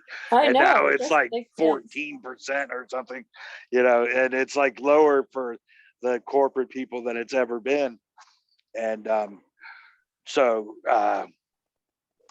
yeah, it's a difficult thing to not be represented as the democracy is. Yeah, We constantly say that where we're free and everybody's got to be free and we're represented, but we're not equally represented here in America. we're It's not all represented. And I was just thinking the other day, if we were really represented, we would have elections that would ask us questions about the major things. Should we go to war, for instance? I mean, should we have health care? We're not right. asked, and we're ignored. And it's the Citizens United and all the CEOs that make the decisions. And it's just become so obvious now. Yeah, it's just a shame. Yeah. So anyway, we can just keep on keeping Yeah. on. And Yeah, it is that way. It is that injustice, that constant injustice. But that appears to be the situation. It'll it never appears to be stop. the situation. I mean, I keep hearing that there's more enlightened people now than ever before, which must be true because Right. you can get online now. You can go and see you can see And many thank of you these so much people. for that. And it should be able to make it, to counter these very uneducated people that don't seem to understand what a democracy is and don't care. So it needs a lot of education, but it also needs these people that live in places like Kentucky and Alabama that are very poor and that have a terrible representative that do nothing for them. I mean, Yeah. what needs to change is that these people that are so angry, they have a right to be angry. They have a reason to be angry. They need to get something. They need to get health care. They need to get some support from the government, that's supposed to be representing them. Yeah. Yeah. So anyway, I don't really need to talk about politics, but that was something I was. Well, I'm glad you're here. I'm glad. Yeah, it comes up from time to time. There's absolutely, I mean, it's a part of our day-to-day reality, and that these kind of things never stop and never will. It's always been this way. So I like I said, I agreed with your teacher, your German teacher. Yeah, yeah. Yeah. I know, and it's always in front of us. I mean, it's on Facebook, it's on television, it's on radio, it's all the time. We're getting all this negative news. I mean, this is the way it's always been. The news, the news, the news. And then with the pandemic, it was worse because anything you tuned into, it was about the pandemic, or it was, Right. and it Right. was always about the pandemic, and we needed to be informed and so on, but not 24 hours a day. I mean, it was just went on, and it still goes on, Yeah. So, and something about it, my sister-in-law was at the doctor's the other day, like 4 days ago, and she has been vaccinated. Her doctor was vaccinated. 4 days after she went to visit him, he let her know that he has COVID, the new strain of COVID that's been the Oh popular. gosh. And he was vaccinated, she was vaccinated, and it's like, oh my God, Oh wow. So That's this horrible. is really bad. So we were all supposed to go over to my brothers and sister-in-laws yesterday to celebrate. And we have the two little kids, right? We have little grandchildren, 2 and 3 years old. And it's like, well, I don't want to go there yet. We have to wait to see if my sister-in-law is okay, because she was with him. And both of them had the vaccine already, and he still got it. This is her doctor. So, Wow. yeah.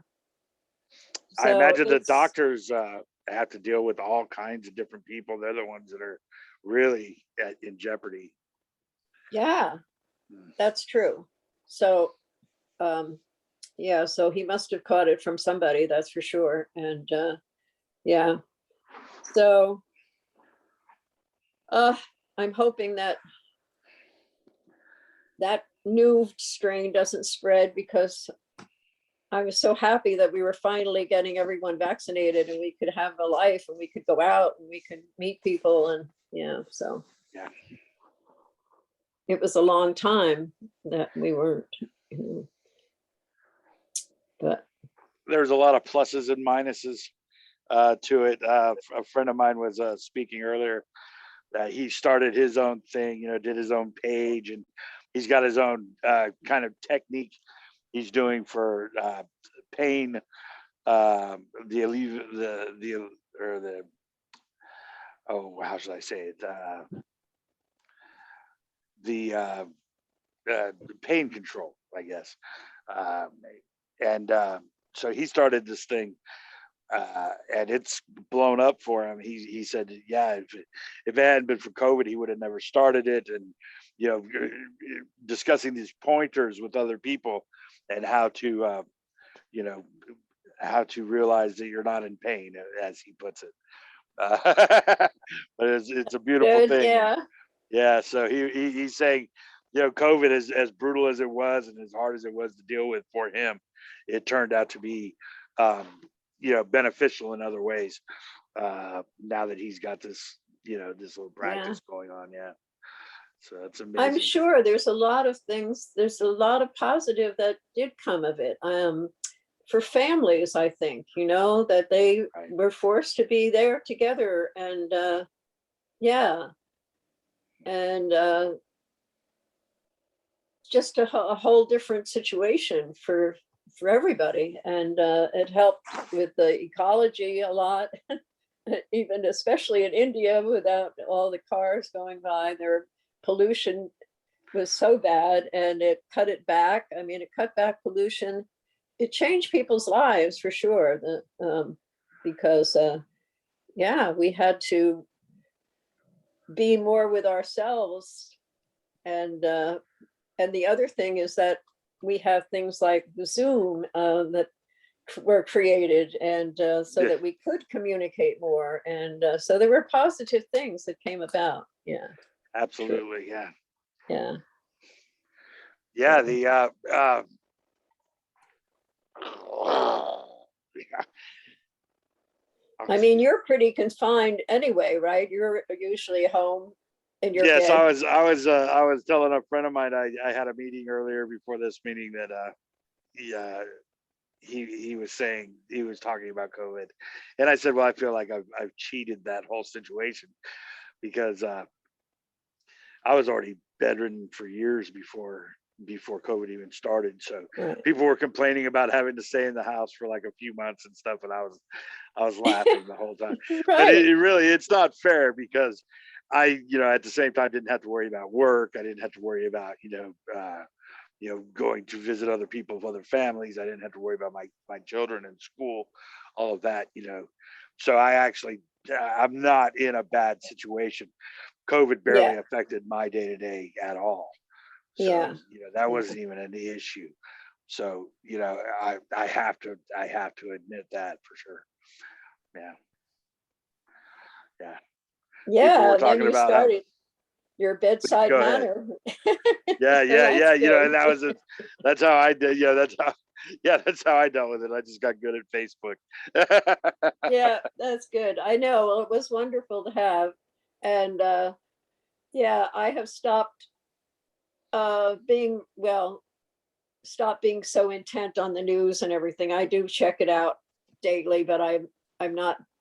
I'm a bit more removed from it, and am enjoying talking with you and talking with Andrew and seeing other people. And he has a couple of interesting um, things on YouTube, like his talk with Emerson. You know Emerson? Yes. Yeah. Yeah, I like Yeah. that. And some other people, George Bell or Ball, and yeah, very interesting. Yeah. So it interested me right away that Andrew would come out and say that he was enlightened, because like I said, I go to India all the time. I listen to a lot of these enlightened men, and most of them say, don't tell anybody, you don't need Yeah. to tell anybody. It's Right. really your own thing. You don't need to tell anybody. But he's like, no, I just tell everybody, and then and so then he gets on YouTube and talks with people, and so that can only spread the awakening and help other people to awaken, because you don't need to go and sit in a cave for years and years. You don't need to have a master. Um, you just need to understand that you're not the body mind. That's not who you are, and it's quite a simple thing. It's just that we've been taught all our lives. We haven't been taught who we really are at all. It's all been geared to our person and our thoughts and our feelings. And even in churches, they never taught us that there were God. They taught us that we're going to go to hell if we do the wrong thing, And so our churches have not taught us. Buddhism, maybe close, taught us that we're emptiness, and but certainly the Christian churches are misinterpreted what Jesus was about. He wasn't saying he's the only son of God at all. He was saying that we all are, and that love is the thing. But the whole message got misinterpreted, which is a shame, So, yeah. Yeah. I think he says it, doesn't he? Well, it's difficult for me with with Christianity or anything like that, because I don't really believe physicality exists. So, the whole time and space, somebody to die for our sins is a beautiful story and all of that, Yeah, but it's not an actual, I see it as mythology, but I do understand it. I just don't think that there is a history, or there is a future, or there is a humanity. I think there's a representation of that within the appearance of this expression of totality, and that sacrifice is needed for that ability. I mean, for example, do you think that there is sin? That what? Do you think that sin exists? Sin? No.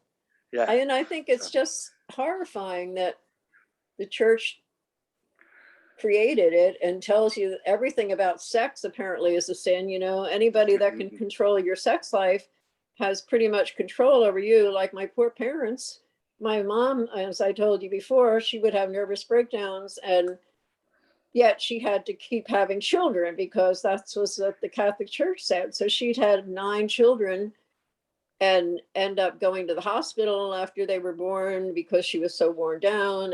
And I mean, it makes me furious, really. But I also agree with you that, when I went to India and learned all the Hindu myths, that's when I realized that actually Jesus' story was probably a myth, and it didn't matter. It doesn't really matter because the Hindu religion is very strong, and they have hundreds of stories of myths, and they're amazing. I mean, they all have some meaning behind them, of course, Right. and they have thousands of gods, but they are really only one God, which eventually they told me. And the only thing is that a lot of Indian people believe the myths. They believe that they're real, Right. that Shiva and the Krishna and all of those are real. And I realized that about Jesus. I thought, well, probably just a myth, and it doesn't matter. What matters is the message, and not the message that there's sin and we're going to hell, but the message that there's heaven, but the message of love, the message of being not that you can be enlightened and not be a bad person. That can happen too, but that's not the message that that is being taught. It's if you're in the moment, well, there's I know Andrew says there's nobody and there's nothing and so on, but there is something in the moment. There is a experiencing or witnessing. Yeah. So, Yeah, that's what Alex was saying. Alex says, he says that there's an experiencing. It's not an experience; it's an experiencing, as if no experiencer and no experience. It's an experiencing, and I like that. Yeah, it's true. Yeah, it's like the book "We Are Verbs." Exactly. Yeah. Right. We are verbs, and yeah. So anyway, I said we are verbs that are nouns but not persons, places, or things, or nouns that are verbs but not person, places, or things. yeah. So I know, and like it is very simple. Rupert Spira, do you know Rupert Spira? Yeah. And when I was in India, I had a friend there who used to invite people over, and he would play Rupert Spira tapes. It wasn't video. It was just his recording his voice, and that was so different to me than any of the gurus that would come. And he was very interesting. He said when some people become enlightened and understand that they're not the person and they're not their thoughts, and they say, oh, so that's the way it is. He said it can be just like that. It doesn't have to be anything, lights coming down or anything experience. It just, and understanding that, okay, I'm not this body. And yeah, I told you before about the guru who said, well, I looked and I looked and I looked, and I just can't find anybody inside of me. And it was like, I'd heard that many times, but when I heard that, I thought, oh, because Ramana Maharshi's always saying, who am I? And ask yourself who you are. But the way he said it is, I can't find anybody. So I really did. I looked that night and I'm like, it's true. There isn't anybody there. There isn't anybody there. And that was the, and like I said, I'd heard that many times, but you have to just be ready to get it, you know, and it's very simple thing. It's just like Ramana asking, who am I? And you find out that you're not who you're not, you know, you're not the body, you're not the mind, you're not your feelings. And I think emotions are, I think they define who we are for many people. And that's like a merry-go-round, because you're happy one minute and upset the next, and every little thing that happens is going to affect your emotions. So it's good to know that you're not those emotions. Right. You're not. Well, it's so strange. The thought itself, it doesn't come from a source. The thought being the self, you know, both self and thought just kind of cascade or permeate what is in the immediate experience, like anything else appears. It all occurs as a story in one happening, in that nothing is caused and there's no effect for it. So it just appears as thought does, as the self does. And you have, you know, this constant yearning for a source that kind of solidifies that story. And I don't know, it appears that way to me. The individual looks for a source to culminate a self and a destination. And in that way, that constant cycle of you know, I am an individual that is, you know, that is thinking and aware of other things in time and space, and I'm going to take this manifestation to a destination, is this is the story of what it is, what appears in this moment. But it's not necessarily, you know, it's not necessarily so. It just appears to be so. That there is a self thinking. Right. And I, when I first was hearing about ego and that you have to fight the ego and everything, I was a teacher for like 25, 23 years or something. And what I was doing, I thought what I should be doing, and what I was doing was building up these people, you know, encouraging them and helping them know that they were smart and they could do things, and so on. And I'm not saying that's wrong, but it's not. That's what the ego is. I was actually building up their ego, their definition of themselves as being, you know, it's in a positive sense, but still, it wasn't teaching them the truth of who they are, You were an academic teacher though, right? Correct. I mean, you were speaking, or you were teaching them like language, mathematics, stuff like that. Yes. Yeah. So you were talking on in terms of mind. Yeah, it's like, right.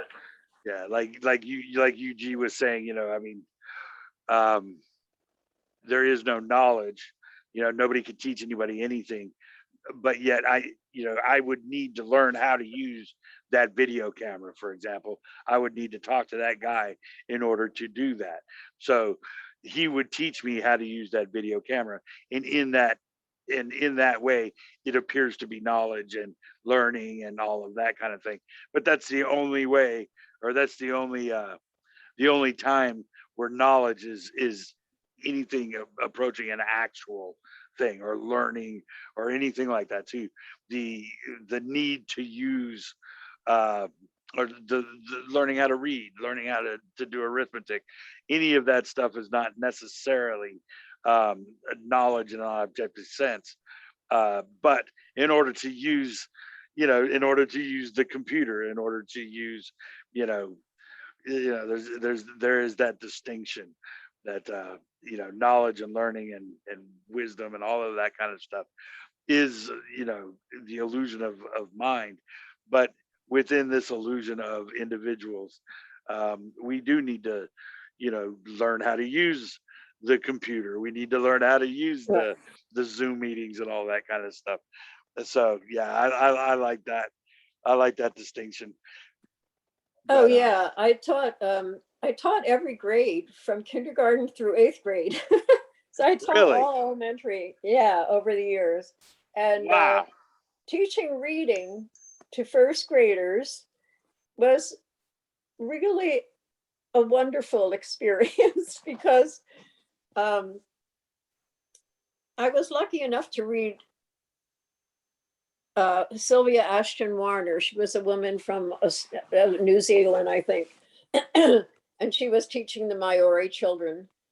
And none of the textbooks from that they were getting for regular white Caucasian children applied to these children. They didn't know what all these things were in the English language. So she didn't use the regular reading books, and she used their experience. And she would start out by giving them these cards, small cards with their names on it. And then every day, maybe she'd give them another word. Maybe they want the name of their dog, or they'd want the name of their sisters and brothers. And then she would give them words so that they could make sentences. And I just thought this was a wonderful idea. And I taught this way for them to learn how to write and read. And the parents, when they would come in, they were so happy because we would actually write these books. I had this note paper with big lines if they could write a sentence, and then they had above it a place where they could draw a picture. And so we put these together. They'd maybe write one a day, and they'd have these books that they could take home to their parents about their lives and read to their parents. And Oh, no way. it was really a wonderful, wonderful way to teach reading. And I was very grateful for Sylvia Ashton Warner for writing about it. Yeah. So it was very exciting because then it was alive for them. It was personal. Yeah. Yeah. What they're doing. So that was fun. So I'd actually love teaching. I'm glad that I was a teacher because you're dealing with kids, Yeah. By 8th grade, where they had fun. 8th grade, I loved 8th grade was my favorite, actually. I don't know what, it was during the 60s that I was teaching 8th grade, and early 70s, before I went to India. And they were so idealistic. Of course, I'm in California. The Vietnam War was going on. Mhm. They were going to the rallies against the war in San Francisco on the weekends, and their parents were all smoking grass, I guess. And it was, I had just moved to California from New Jersey. And like I said, my brother was in Vietnam. And so I went there supporting him and supporting the war. And my kids taught me everything. I was like, oh, I'm picking up a paycheck, but these kids are really teaching me a lot and making me change my mind about things. So it was a good place to be. And they were very idealistic. And yeah, I loved the age. It was really a wonderful experience. Yeah. And it was good to be in California, different from being on the East Coast in New Jersey. Yeah. So. Yeah. Yeah, I liked. I'll mention Lisa Carnes again. I spoke about her a little bit earlier. Who is it? But Lisa Carnes, Cairns. She's a speaker. She's been a speaker forever.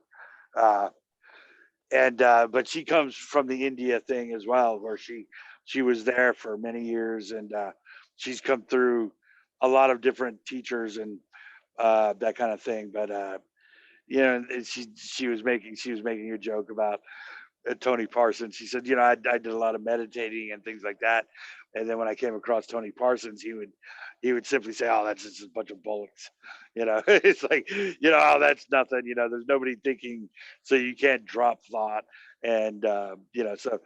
But anyways, she had made the correlation of the right versus the left, and those kind of the different personalities within the political fray and voters as well.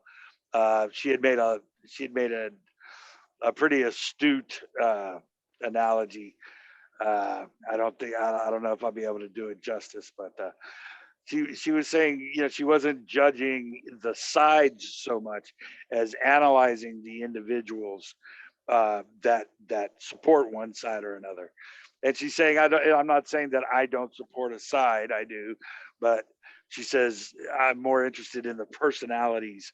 You know, she discussed Trump, and she discussed a lot of just the different personality traits involved with whether voting right or left, or being pro this or you know, or anti that.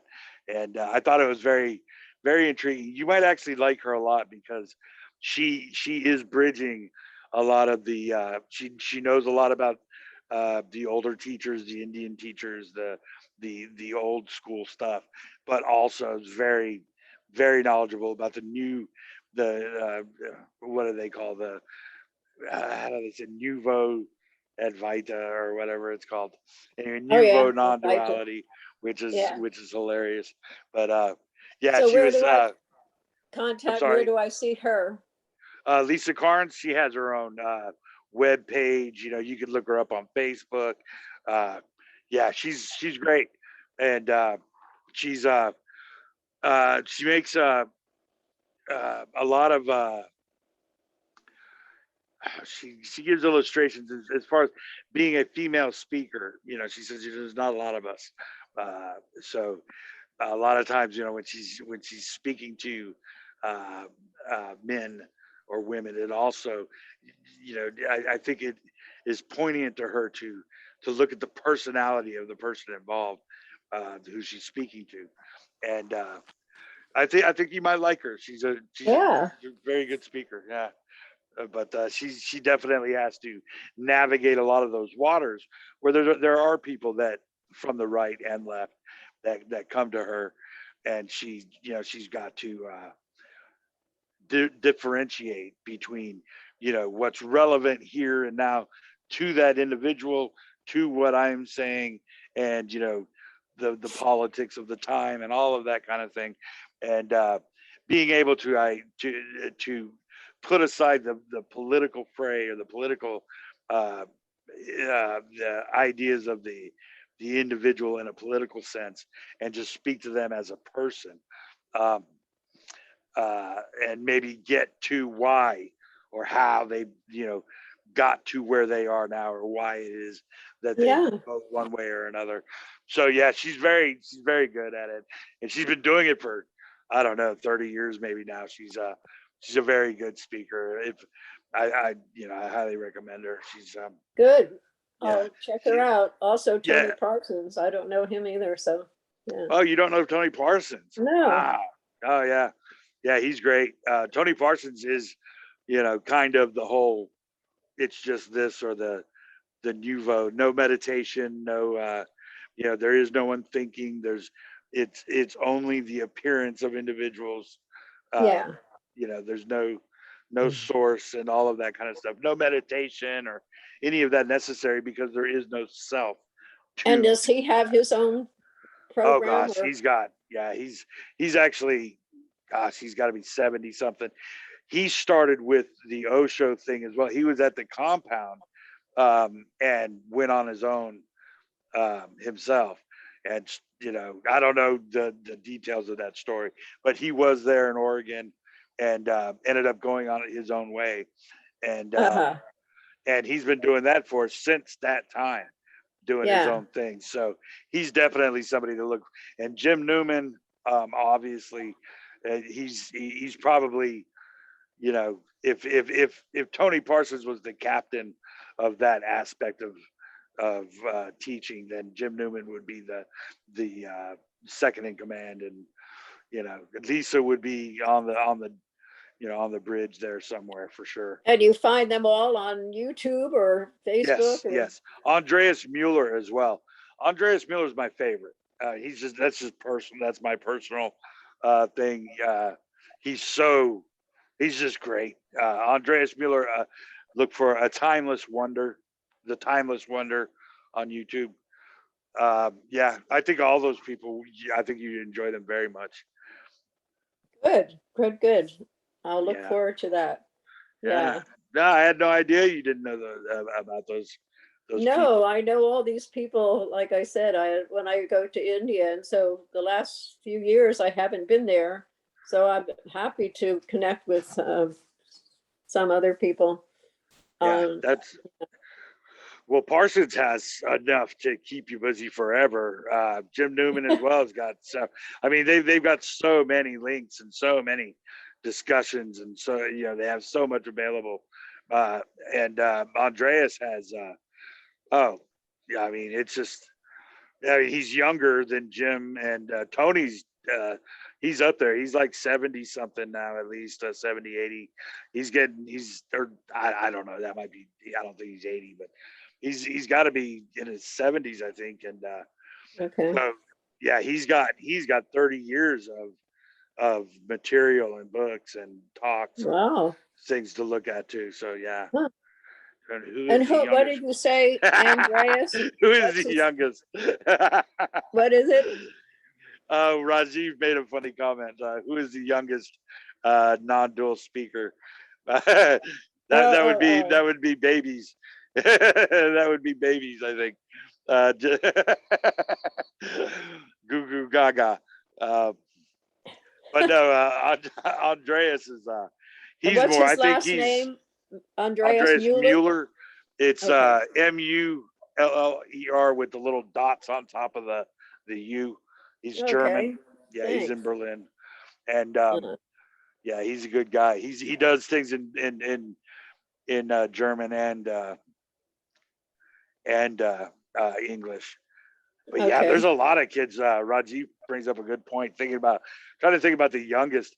I've seen some teenagers speaking about non-duality in brilliant ways. Very oh, good. yeah. Yeah, but yeah, ultimately it's probably there is there is no speaker um, ultimately, but yeah, babies I guess would be the uh, Ariana is great. Yeah, Ariana is one of the she's a very young lady and she's brilliant.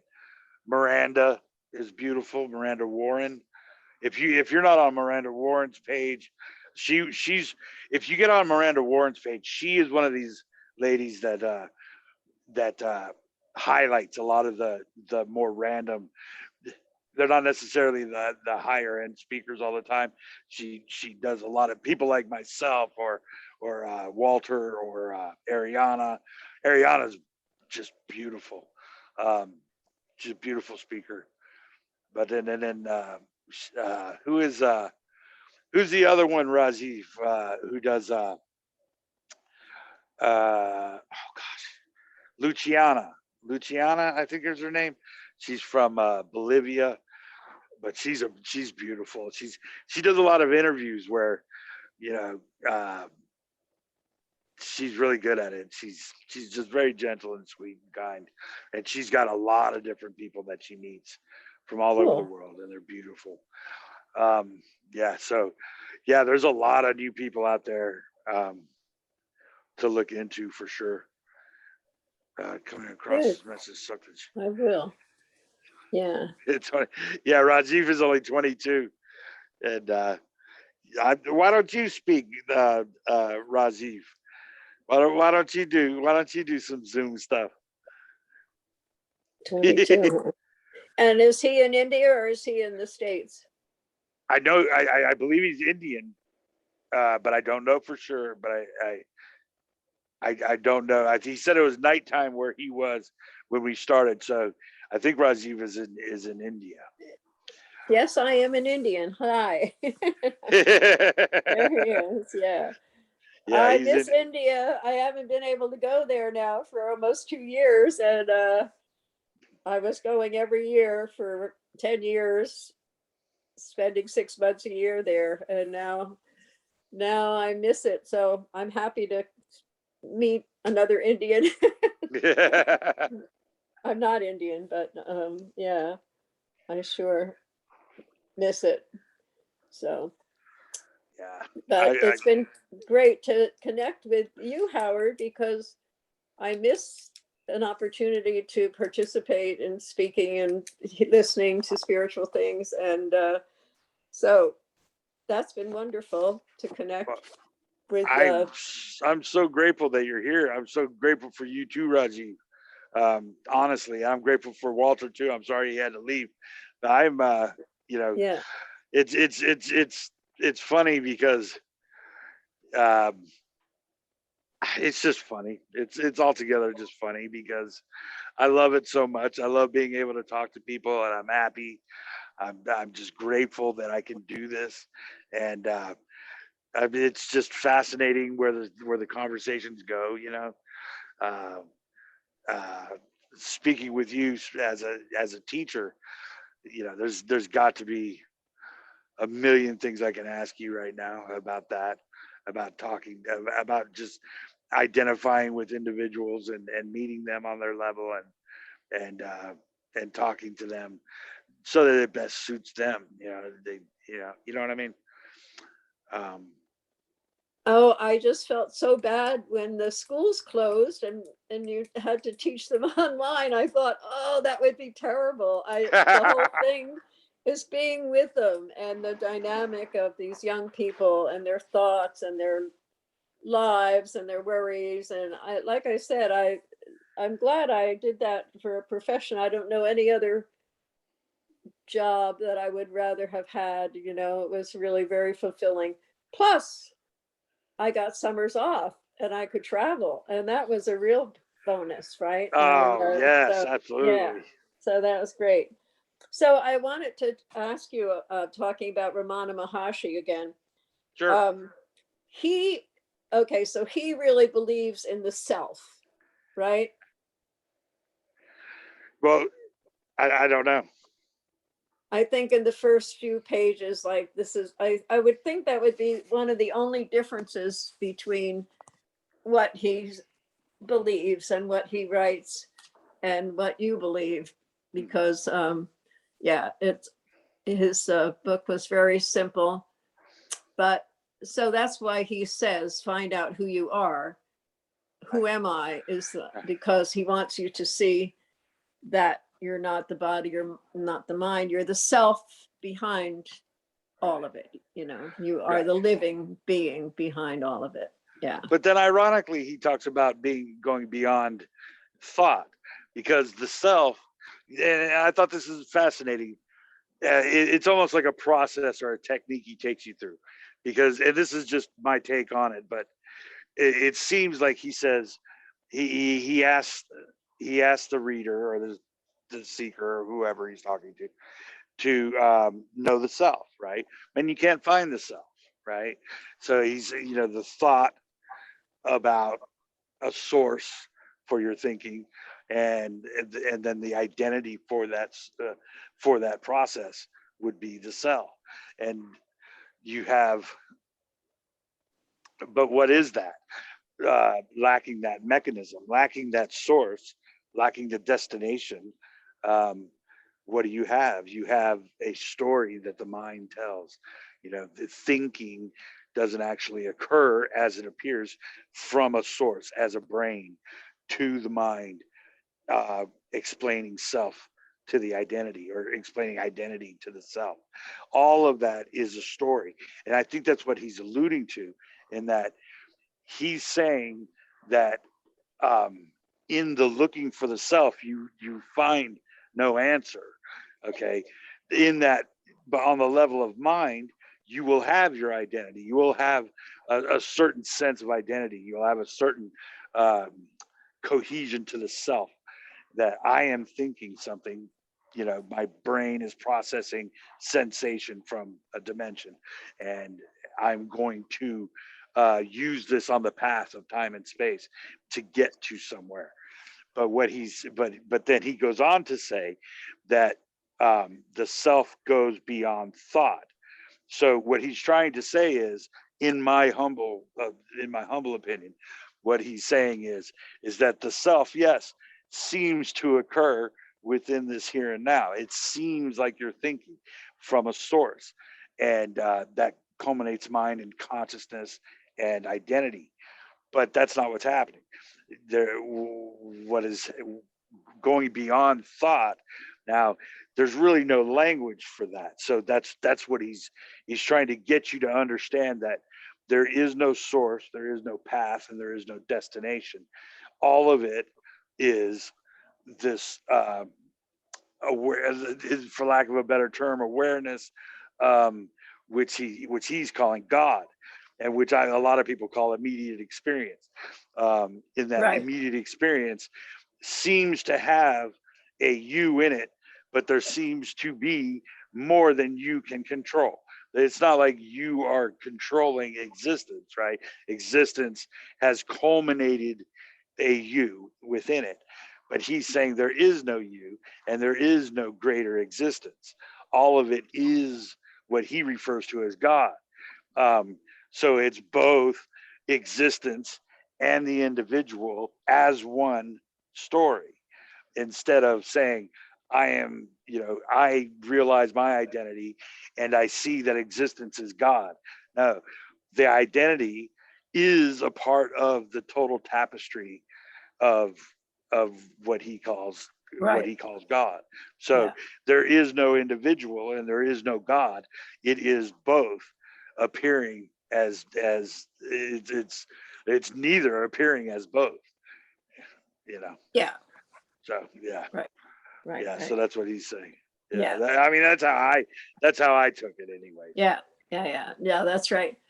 And when people would go to him, um, he was very interested in who they were. He would ask them questions about their lives and everything. And then he would sit in silence. He rarely would give a satsang or, a spoken lecture or anything. Mhm. It was basically, he would just be there from his bed. He would just sit on his bed. And so that bed is still there in that meditation room. And it's the best space for meditation I've ever been in. You could just feel the presence. I don't know.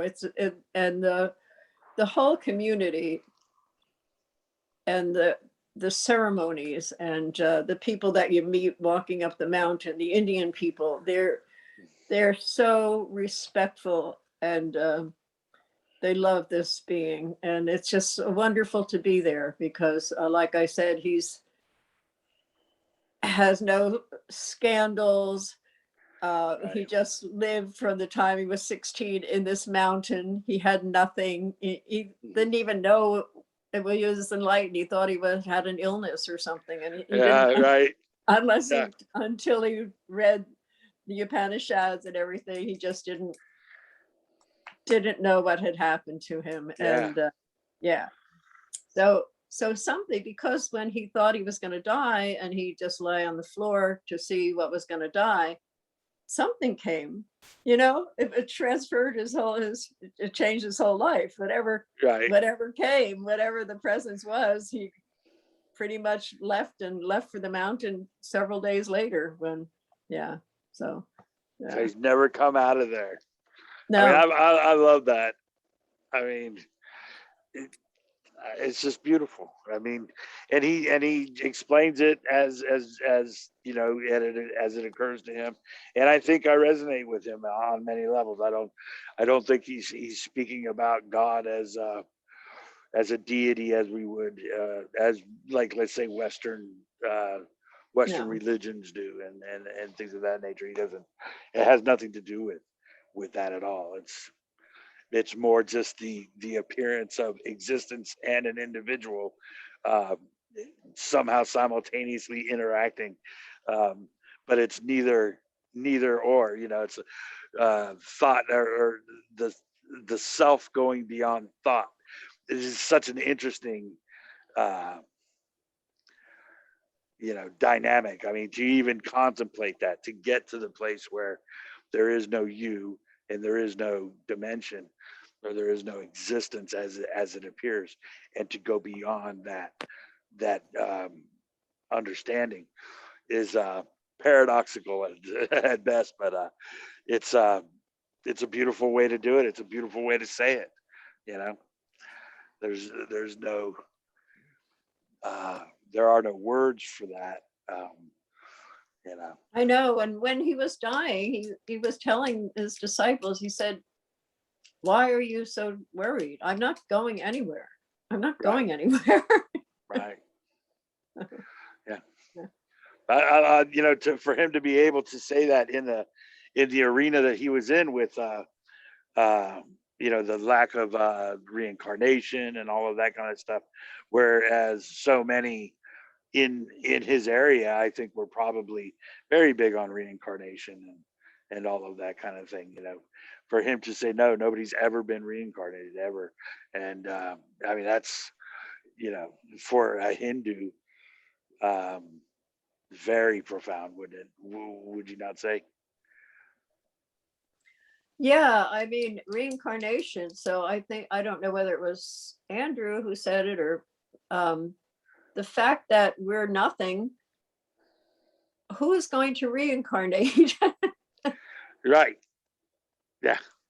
Who would be reincarnated? What would be reincarnated? Yeah. Yeah. And Thich Nhat Hanh, he's like, oh, I think this other story was I don't know whether it was Alan Watts walking with a Buddhist person, and the Buddhist person bowed at the statue of Buddha. And he said, why are you doing that? Why would you bow to a statue? Because why wouldn't you just spit at it? And the Buddhist monk said, you spit, I bows, and it's like, but he knows that he's bowing to nothingness, that it's nothingness bowing to nothingness. Yeah. Yeah. That's beautiful. But still having the respect for it, because it is amazing, right? I was saying earlier, it's appearances, keeping up appearances. It's honorable in that it to know that we are not tethered or bound, or there is no foundation for the self or the individual, and this appearance as just this here and now is it's unspeakable. There's no way to articulate it. So the most beautiful thing to do is just to smile and bow. And just Yes. yeah. Exactly. It doesn't have to be anything at all. It's literally completely free and boundless. So personally, I find it very, very easy to show respect in that way. Yeah. Yeah. It's beautiful.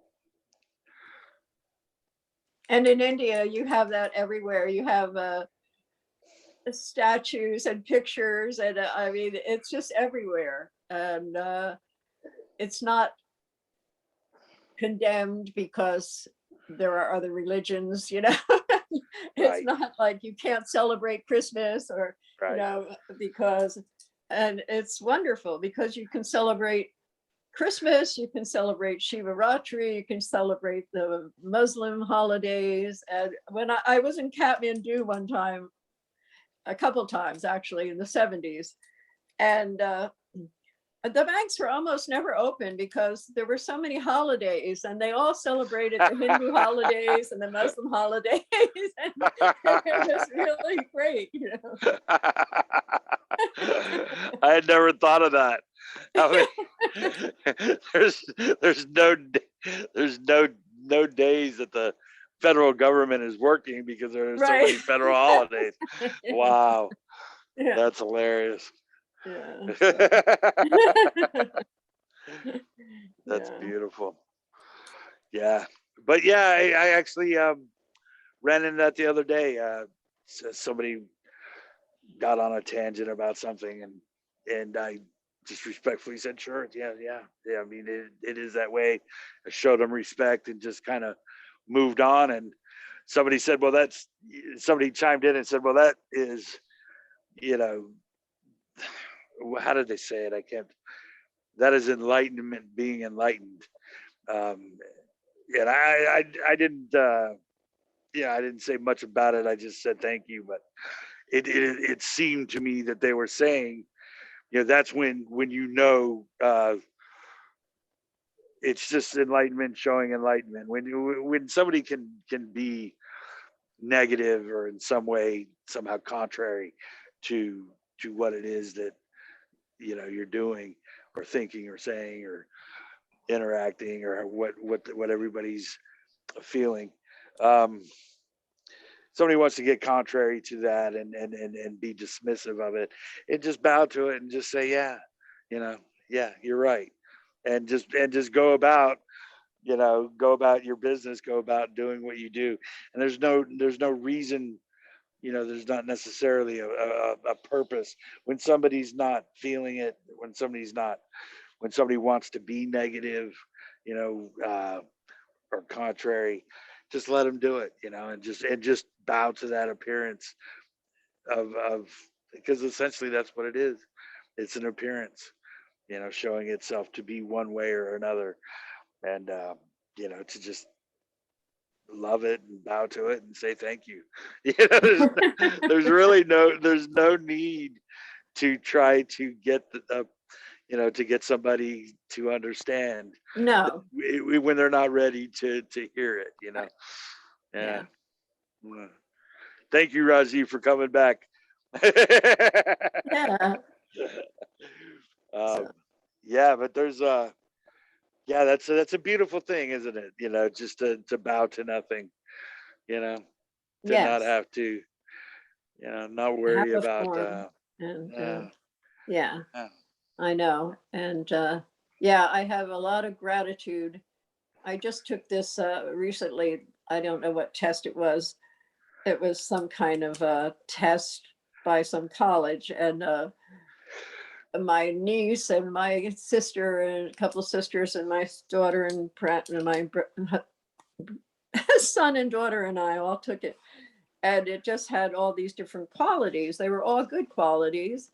Um, but gratitude came, and then you answer some questions, and then it comes up to show you what's mostly your uh, qualities. And my top one was gratitude.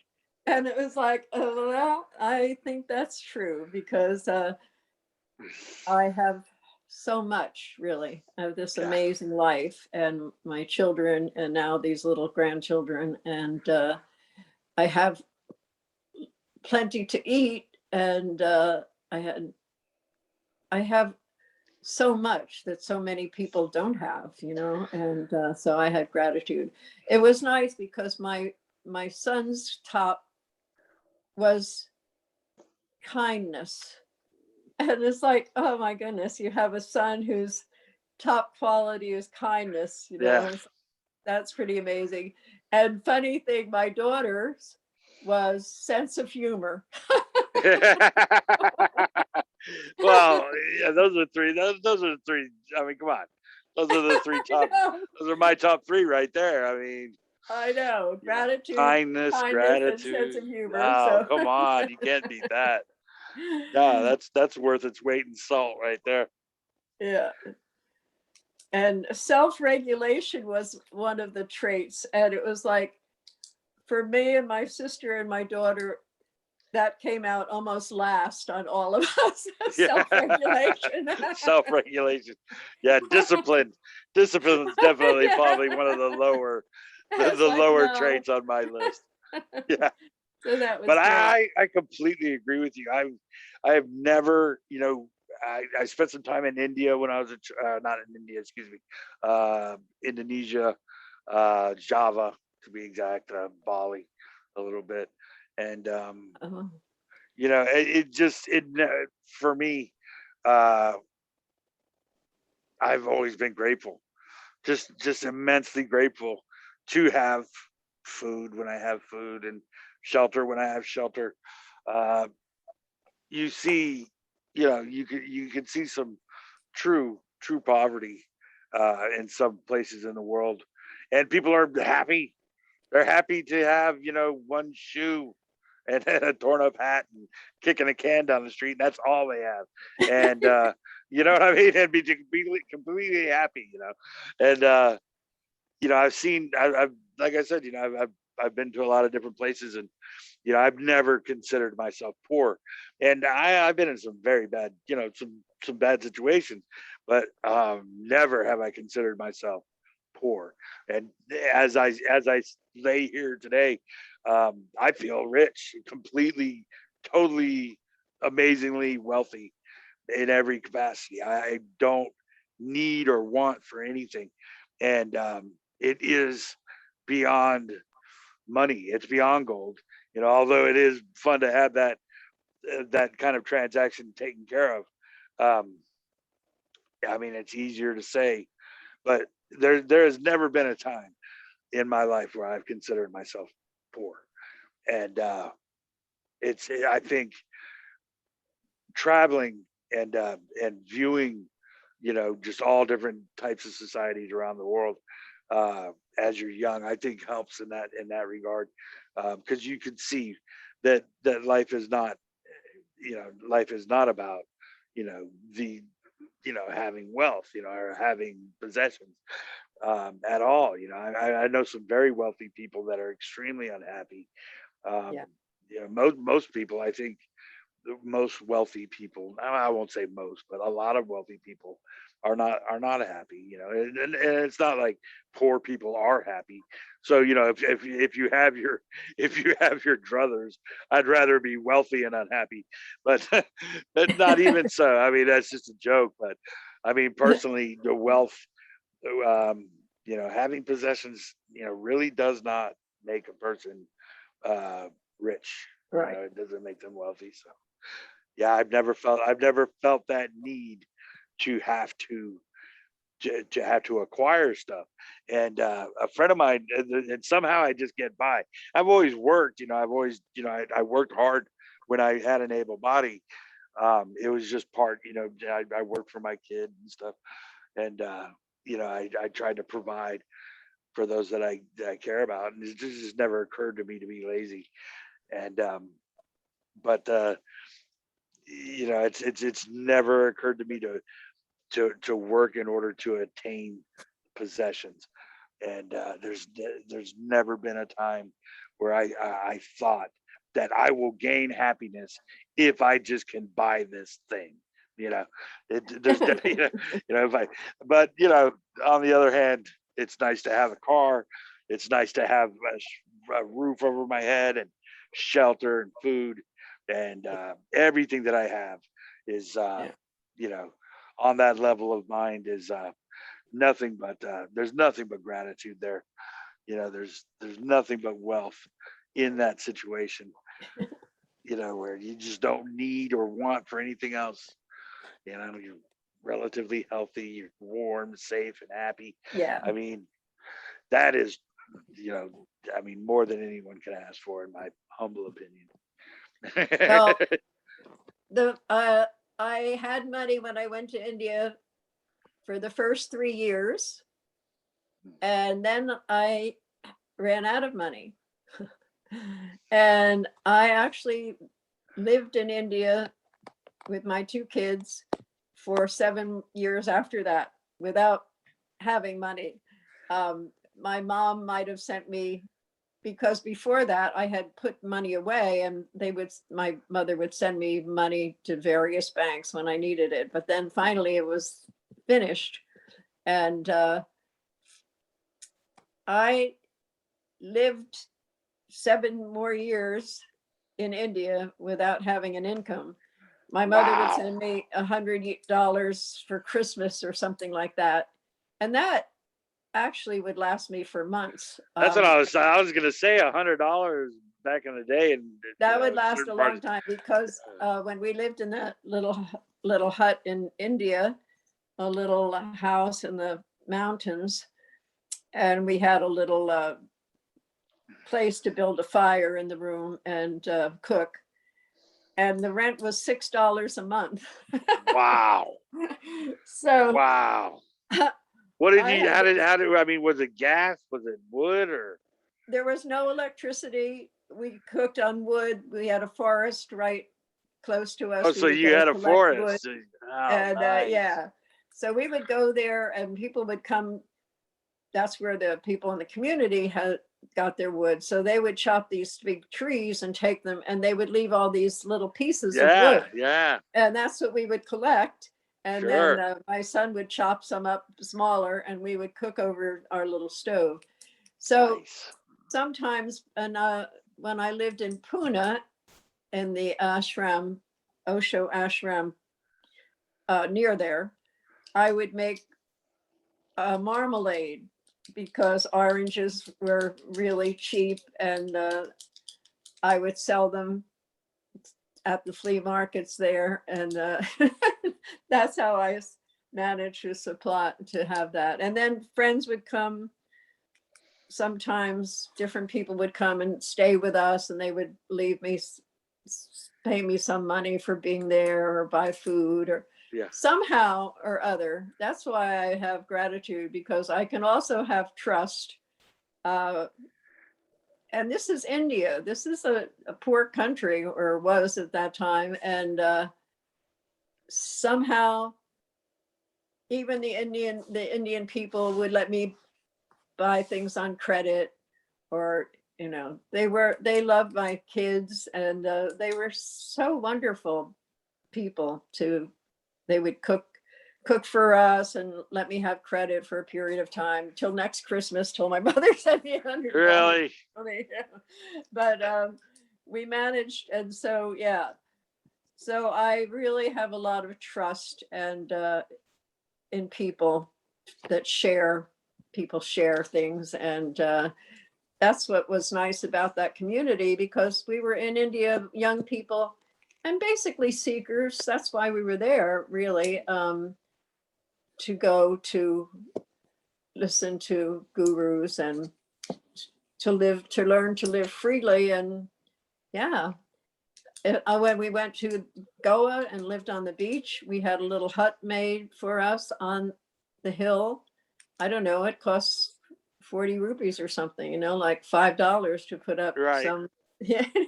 So it was very possible at that time. And I wasn't the only one. There were a lot of people, young people, who had come to India and then they stayed. They didn't want to leave. They liked living there. They met other people and they went to different communities, and somehow we supported each other. And so there was a whole lot of people that didn't have very much, but we shared, and we had parties and a lot of charas, hashish to smoke, and yeah. Yeah. Well, I could see where, I mean, I know a family that moved down to Mexico. Gentleman moved down there with his children. He didn't want to take them to the Western schools. He didn't want to send his children to school, so he took them down to Mexico and taught them himself. And they don't have any laws about that kind of thing down there. You can do with your children as you see fit. Yeah. Nobody bothers you about that, and you can educate them as you wish. And his children are just so beautiful, just so amazingly beautiful, and just kind and grateful and respectful and beautiful in every way. And they love the ocean, and they love, they respect the elders, and they respect their environment. It just seems natural to them to be kind and nice, and and just Yeah. beautiful little people. You know, they're just very kind, and you know, it's one of those things where, you know, it's not like that kind of thing's not in the West. It does happen, but it seems farther and fewer apart. It's not quite as it doesn't seem like the kid is so, you know, well adjusted, you know, to just be happy with what, and they really didn't have much at all. I mean, they had a nice little, they had built a nice little cabin on the beach.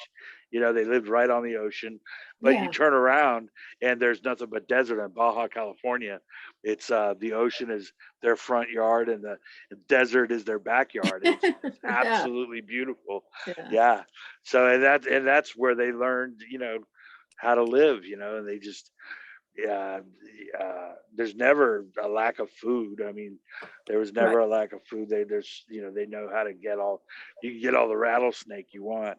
And then they had lobster traps. And so you can have Oh, lobster yeah. and yeah. Right. And Oh, yeah. so, yeah, Yeah.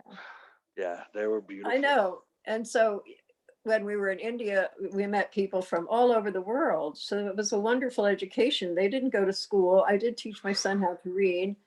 And, but yeah, people from everywhere. And it was so wonderful to meet Yeah. people. And, yeah. And fortunately, we spoke English, and a lot of the Indian people spoke English, the people that you would have to deal with because they had spoken English when the English people were there, right? So, Right. and a lot of people from Europe also spoke English. So it was great. And then I moved to Mexico when I retired, and I lived there in San Miguel de Allende for 8 years. And the Mexican people, well, there were, talk about holidays, there were Yeah. holidays all the Yeah. time. And there Yeah. were parades, there were so many parades all the time. And Catholic parades, and very wonderful things going on around Easter. There would be parades with somebody carrying a cross, and they would enact the whole thing about Jesus. And they wouldn't actually crucify somebody, but they symbolically they would. Yeah. Yeah. And yeah, so it was a very colorful, wonderful time. A lot of parades and yeah, wonderful, lively people. In fact, the first night I was in Mexico, I woke up in the morning and I could hear people on the street laughing.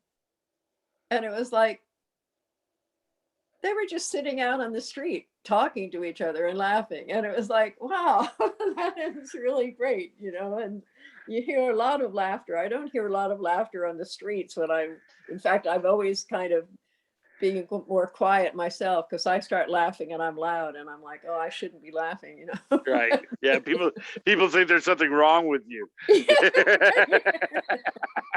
Exactly. Why are you happy? Yeah, really. So you were Yeah. in Bali. Oh my God, I was in Bali. Oh my God, that was a wonderful, wonderful place. Wonderful, beautiful. Uh, some of the best craftsmanship I've ever seen in my life. I mean, I've never experienced a populace of people that are just so talented. But Oh, and I've, you know, they're just the ability, the arts. It's truly incredible. You have to. It's one of those things where you have to experience it. Everybody knows how to do these amazing things. You know, I mean, it's just, and they make these little treasures out of anything that they can find. But if you can, I mean, just I remember our guard. You know, we of course we were pretty well to do, you know, comparatively to the local populace when I was in Indonesia and in Java, and uh, even just like our guard had this ability to take anything essentially out of the trash and just make it into something completely unbelievably beautiful. He could carve wood, and he could, I mean, he paint, oh and yeah, he yeah. could do so many things. with anything you gave him. I mean, it just, if you gave him a hubcap and came back in a couple of days, it would be this just an amazing sculpture. You know, like that was my hubcap. What? You know, he could do it, and it was almost it's second nature to him. He never thought it was special, and but then of course you get into the cooking, the food, amazing. You know, I know, and the music, the gamelan music. music, and the acting, the shows they had, and the dances, and the clothes, everything. It was just beautiful. It was just beautiful. Yeah, everything, and then all of that, you know, is beset with the suffering as well of many of the people. But it's like somebody told me something, or I saw it in a movie once, and I agree with this, that the difference between people from that part of the world and people from the West is, you know, the West, a lot of people, you know, kind of look at life as a right, whereas people from that part of the world see it as a privilege. You know, it's you know, we don't necessarily have to have a lot of stuff. We're alive, and it's just, you know, that appearance of a, I'm getting dualistic in my talk here, but it's it does seem that way, where, you know, you're just grateful to be here, where there is no here and there is no you, and it's just beautiful. It doesn't necessarily have to be anything at all, and it's just to be happy within that appearance of a reality. Doesn't have to, you don't have to own anything, you don't have to learn anything, you don't have to do anything. It's beautiful. Yep, it's beautiful. I know you go to one of the dances, and or the shows they would do the enactment of Kahneman and the monkey god and all of this, and all really fun things. And they would have in the front rows, they would have all the little kids sitting on the grass, and they would be singing, and they would be playing the drums and everything. So they knew this from the time they were little. They were included in it, and so they all would do the dances, and they would do the singing, and they would play the instruments, and yeah, it was wonderful. So. Yeah. How you doing? Yeah. So how you doing? As you came back. Yeah, I saw that in Jamaica as well. The reggae, it was funny. The reggae people would be up on the stage, they're the band, and they're playing this stuff, and a lot of bands in America, you know, they're not going to let their kids just get up on the stage and start playing music if they don't know how to play, and they just get up there and just start playing. Yeah. And then whether it was on beat or not, it didn't really matter, because they were just the kids learning how to do it. It's 0000 in India. So that's midnight. 000 in India. Midnight. I like that. It's 0000 here,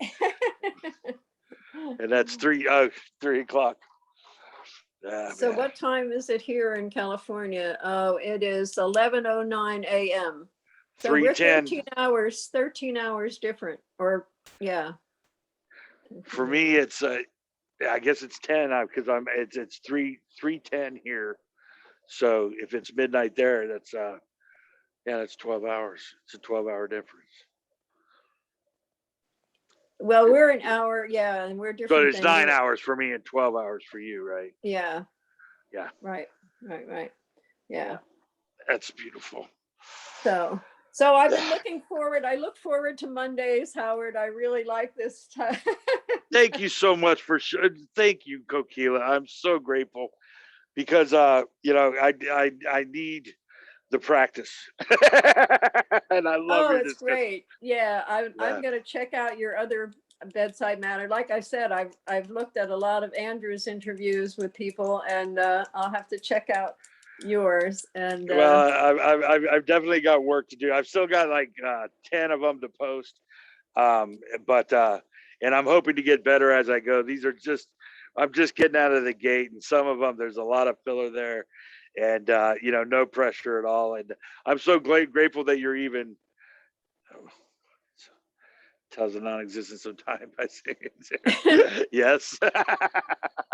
no matter where the clock is, no matter where the hands are, it's showing It's you always now. nothing. Yeah. Yeah. So And that's what's fun.